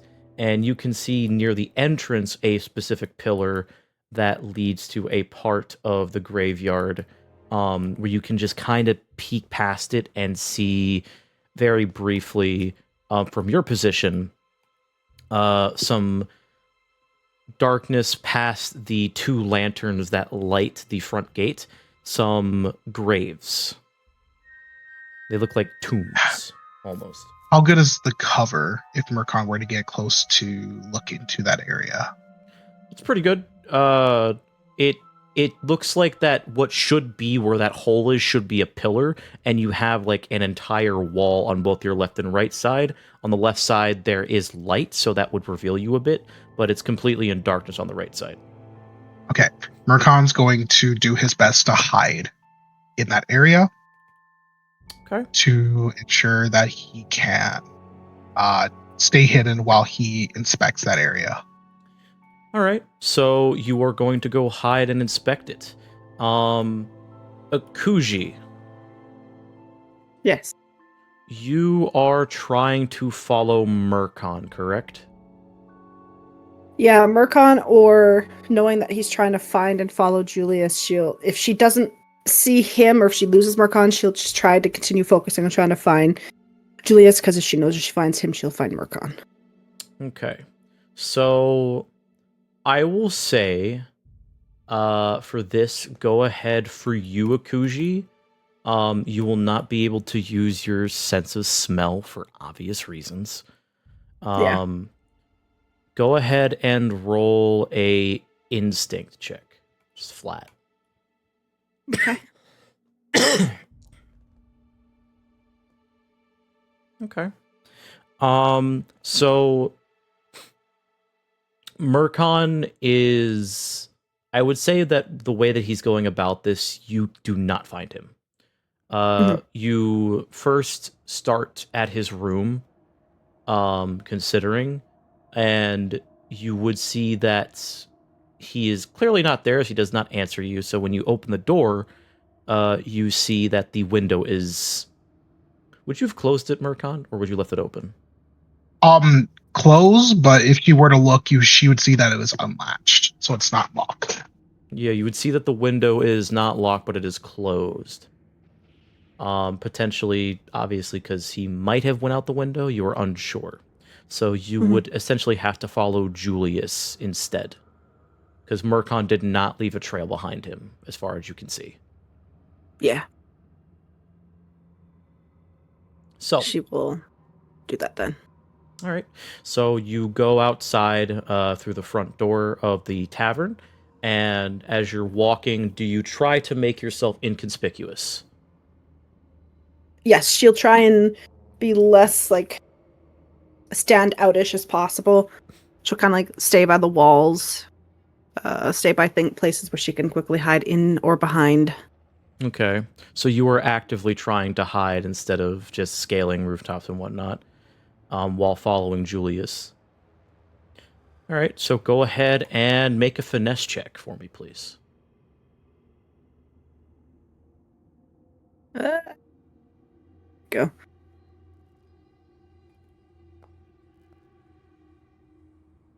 Okay. So you do stumble yourself into an alleyway. And you were able to also witness the same thing that Murkon sees. You see Julius suddenly turn and stop and then walk in the direction towards the east. And as you're walking into an alleyway to kind of follow that same direction, considering you've never been in this area before, your vision, which is dark, fails you as you stumble across a brick that was just laying out, and you make a little bit of noise as you tumble and crash into a like a just a bucket. Makes noise, and Murkon, you would see this, you would hear this, but you wouldn't see Akuji. You would just hear the noise like somebody tripped, and you would notice that as he's walking, Julius suddenly stops, and that's when he does the eye scan. You, Akuji, briefly see this and are flashed for a moment before you duck in. You think he didn't see you. But even then, he does continue to walk in the direction, ignoring you. So, success. And eventually you do find yourself by a back wall, which, as you start to approach, you see that he opens the gateway, and you see that it is reading above in letters the Bright Willow Graveyard, same way that Murkon does. And you are approaching. Murkon, what did you roll for your... Did you roll a finesse check for hiding yet? I didn't know I was. I'll do that now. Yeah, do that. Can I spend a hope in terms of for the tracking in order to allow him to hide better? Is this related to your gifted tracker? The tracking is just for getting information. This would be like his experience. Could you post the experience? Oh. Thank you. Yeah, sure. I'll say you can use it here. Sweet. That would help a lot. 15. All right. So, with that in mind, Akuji, go ahead and make an instinct roll to see if you can see anything specific like Murkon did when he was approaching the gate. Okay. All right. So, luckily, you do see Murkon, and he does not see you yet. But actually, no. Instinct. Let me double check. Actually, no, Murkon, you would also see Akuji, because you rolled a crit when you were inspecting the wall. It's Always Sunny in Philadelphia scene where they would just stare at each other. Yeah, so Murkon, you would see as you're going close to the wall to prepare to look deeper inside the graveyard where you see Akuji, you step out into the darkness to get a better look from the gate side where you see the two lanterns that I mentioned before, and that's when you lock eyes with Murkon as he is staring at you. Murkon is squinting in the "Are you kidding me?" stare. Are you kidding? I will pull you two to a map. Ooh. As she looks at Murkon, she'll just put like a finger to her lips to keep him quiet, and then points at Julius.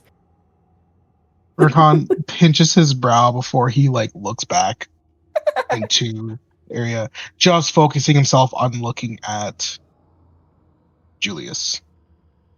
Which I assume would mean he would have to step up to get into this little crack here, looks like. Yes. So, Akuji, you can see Julius still pretty clearly as he's just stopped by the front gate. And let me actually move him. Give me a second. You can see him start to move in this direction as his eyes start to flutter around, looking as he steps off behind a wall and disappears very briefly. But you, Murkon, can actually see him walking across the main way. And you rolled a 19 on instinct. You rolled finesse for 15. And as he's looking around, because of your semi success / failure, Akuji, I'm gonna actually have him roll a perception. God.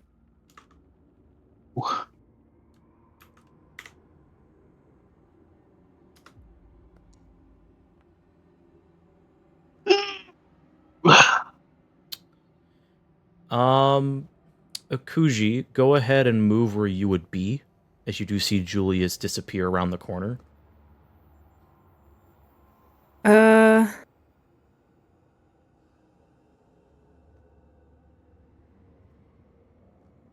Corner as in like over here. Yes, Like, where you walk saw that him way? disappear on the Okay. map. Yes, correct. Where would you move? Seeing the lights. And is right here a wall? I'm assuming that's a wall there. That entirety that you see over here is indeed a wall, yes. Where you see blackness on the other side of the screen that is blocked off by a wall. Yeah. Okay. She just run over to Murkon.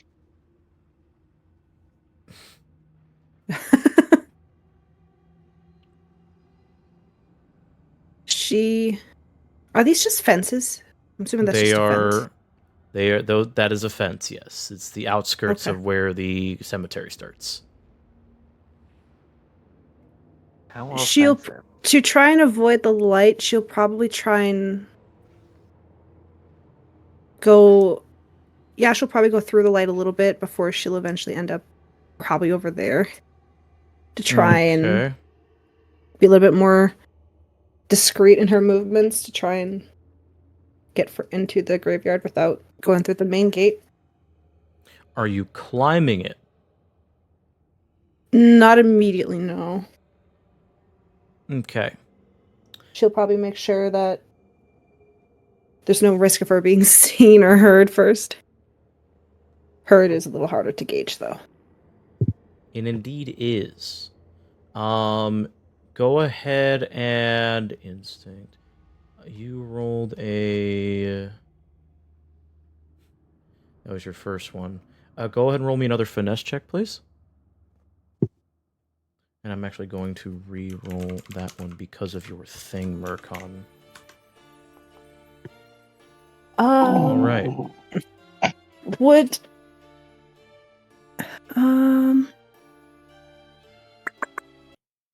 Yikes. Would my lone survivor, it's kind of vague, I might need to relook at it. Would my lone survivor experience kind of work in here? Can you post it, please? Yes, sir. Okay. By wizard, she learned how to look at her surroundings to see what there is to use to her advantage. Sure. Yay! I'd say that's applicable. Okay.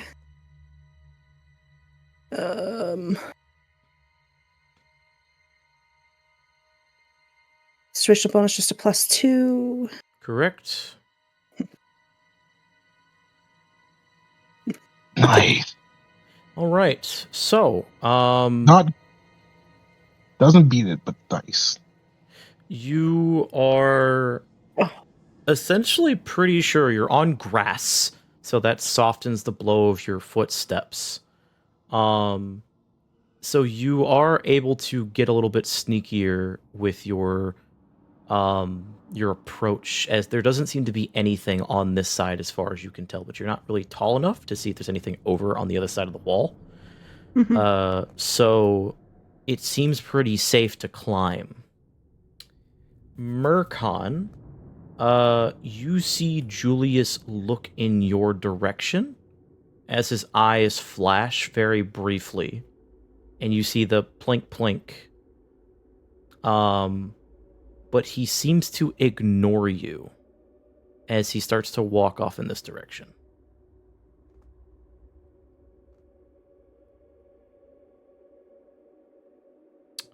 Akuji, what would you like to do?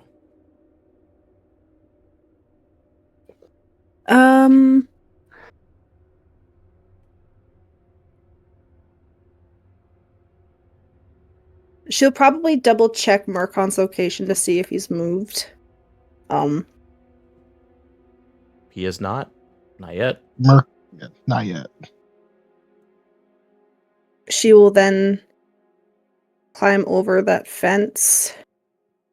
How do I climb over that fence? Can't get over. I will move you. Okay. And then she will probably go over behind here to hide behind one of the gravestones until she can... As you hide behind the gravestone, you don't realize how old the gravestones actually are, and you proceed to knock it over. And as you do, it makes a slams on the ground. And Murkon, that is when you see Julius turn and start to walk in that direction. God damn it, wrong fucking page. And Great. Akuji, you see Julius look in your direction. He blinks and he stares at you.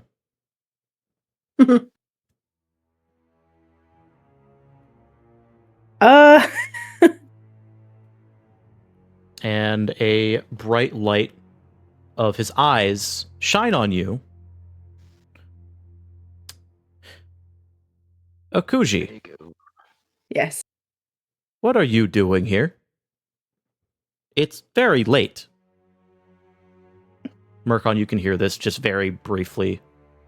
He's not being loud as he usually is, which is off. Can I use the gap in any way to like slip through and have him move and duck essentially behind one of the low-laying Sure. graves? Okay. Because he is going to try to hide again. Okay. So are you going prone? Yeah. Because these are on the ground. Yes, he'll be laying down. And essentially he'll kind of snake his way from here to here. Okay, you can do that. Easy enough. Okay. As you do, we're gonna. Sorry, continue. Sorry. Yeah, he's essentially trying to get into. Yes, slowly but surely, he's basically trying to sneak his way to get into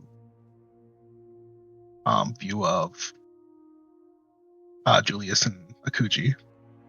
Okay. It's still pretty hard to see from there.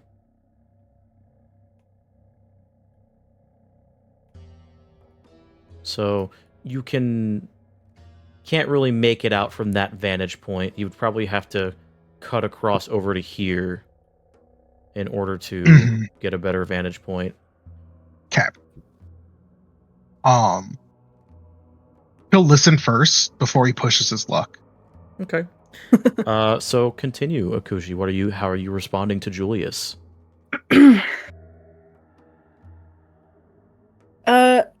She'll act all casual and she'll maybe step forward between the stones as she looks at him. Sorry, I didn't hope I'm not going where I'm not allowed to. Had some trouble sleeping tonight, and so I went for a stroll and found myself here and wanted to see As weird as it might sound, some of the people who were once lived here and passed away here. It's history even. His eyes quickly scan you and then look around the surrounding area. If I may ask, Akuji, why didn't you use the front gate?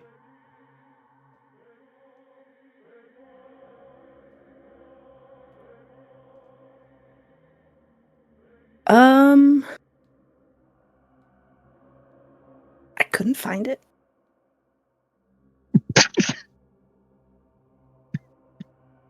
And he actually I'm used to crosses having his to arms as you say that. Now, we both know that's not true. Oh, shit. You're right. Sorry. I'm so used to having to sneak around people in places that I forget that I can just walk through places. I came from a not so great place, so you'll have to forgive me. I didn't mean to alarm. I am willing to forgive Akuji, but I need to know, really, why are you here? One does not simply walk into a graveyard in the middle of the night to go for a stroll. With that, And- Marcon's going to start making... Oh, sorry. No, go on. Marcon's going to make his way over to this spot from where he was at. Okay, go ahead and do that. Okay. Julius does not seem to pay you any attention. Yep. And go ahead and make another finesse check for me, Marcon. Okay. I'm going to spend an armor slot for an extra hope Sure. with his ability, and then I will like to use my Monster Hunter still for that. Sure. I want to note, Akuji, that he sounds not like a servitor robot right now. Mm-hmm. He sounds a I bit kind of- more human. Oh. All right.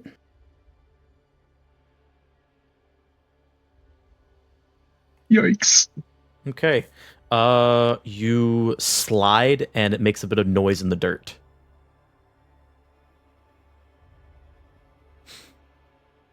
Oh, yeah. So, care to tell me the truth, Akuji? Why you and he subtly glances over his shoulder and you can see the mechanical eyes move to his left. Someone else is here in the middle of the night stalking me? Sorry, Julius. As far as I know, I'm the only one here. Well, aside from yourself, of course. He takes Do a step your forward. patrols off? Do your patrols often take you into the cemetery as well? My patrols are none of your concern. That is business of the Bright Willow Watch. You do remember who I am, right, Akuji? Of course I do. And I am not doing anything wrong. Yeah, I jumped the fence. Into a private area of the graveyard, which is a offense. Can you please stop lying to me and tell me why you're here?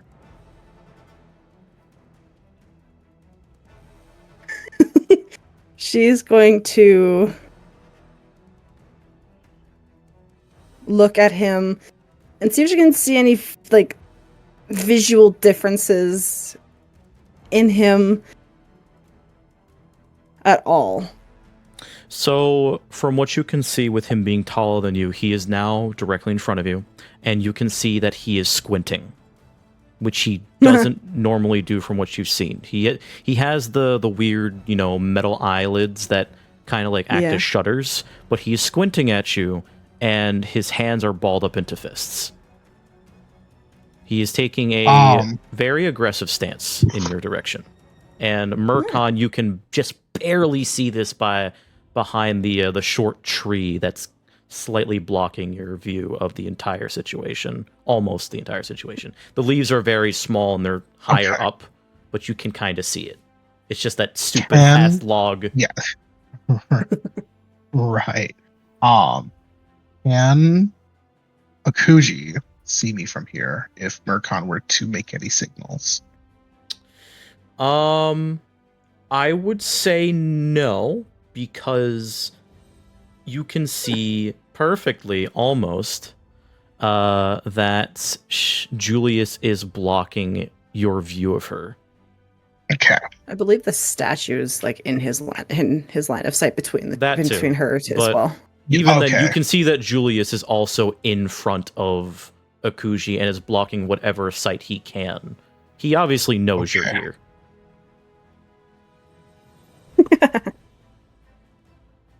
But he's more focused on Akuji being a face he recognizes. Yes. He is going to remain in his place. But he doesn't move yet. Still listening, but ready. Akuji?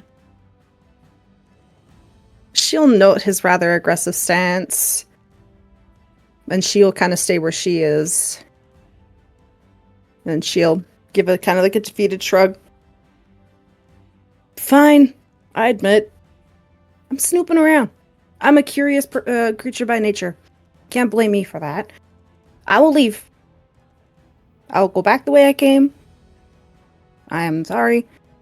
I will hopefully pay or do work to fix the stone that I accidentally knocked over. But I will leave. I am sorry, I did not know that this was a restricted part of the cemetery. I will leave.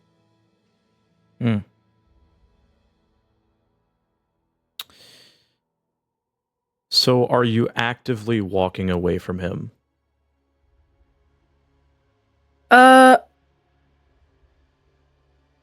She'll probably kind of wait and see, wait like a second before she does kind of take a step back away from him. She won't turn her back to him immediately. Okay. But she will probably take a step back. Probably about there. Okay. He watches you while this is going on. Once she's at a comfortable distance away, probably about here, is when she'll finally turn around and start to as you over. reach the wall, Akuji, you hear the sound of some metal sliding into place and then a click. You're not going anywhere. And as you turn to see, you see that he is pointing what looks to be a mechanical device at you that is long and very decently pointed, as essentially he is pointing a gun at you, and it is a rifle. Now, do me a favor and come back, get on your knees, and put your hands behind your head. It would be very unfortunate to have a hero of Bright Willow end up dead in a graveyard. Wouldn't you think so?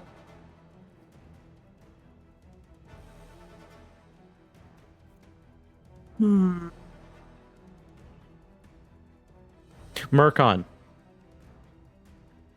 as you are hearing this, what are you going to do? Or attempt to do? Because you can hear this.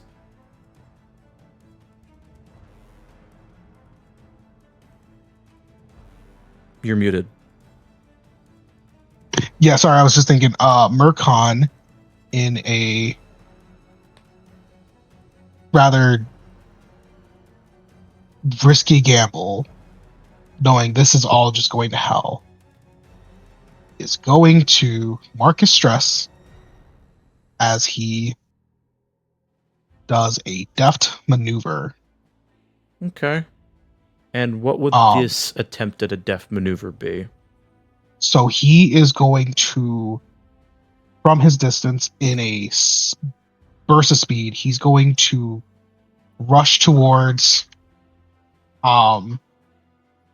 He is rushing into Julius's direction and slide his body to put both of his feet into the back of Julius's knees, joints, to either stun him or knock him out of alignment so the gun is no longer pointed at Akuji. Okay. So, before you do that, Murkon, yes. As you prone your muscles to react accordingly to this event, you suddenly feel, and I will allow you to give your stuff back, so give yourself your stress back. As you prone yourself to rush and save Akuji from this sudden change in the Castellan of Bright Willow Haven, you feel a grab at the back of your neck and someone pull you into a chokehold as you see a figure in full armor towering above you, grabbing you essentially by your neck.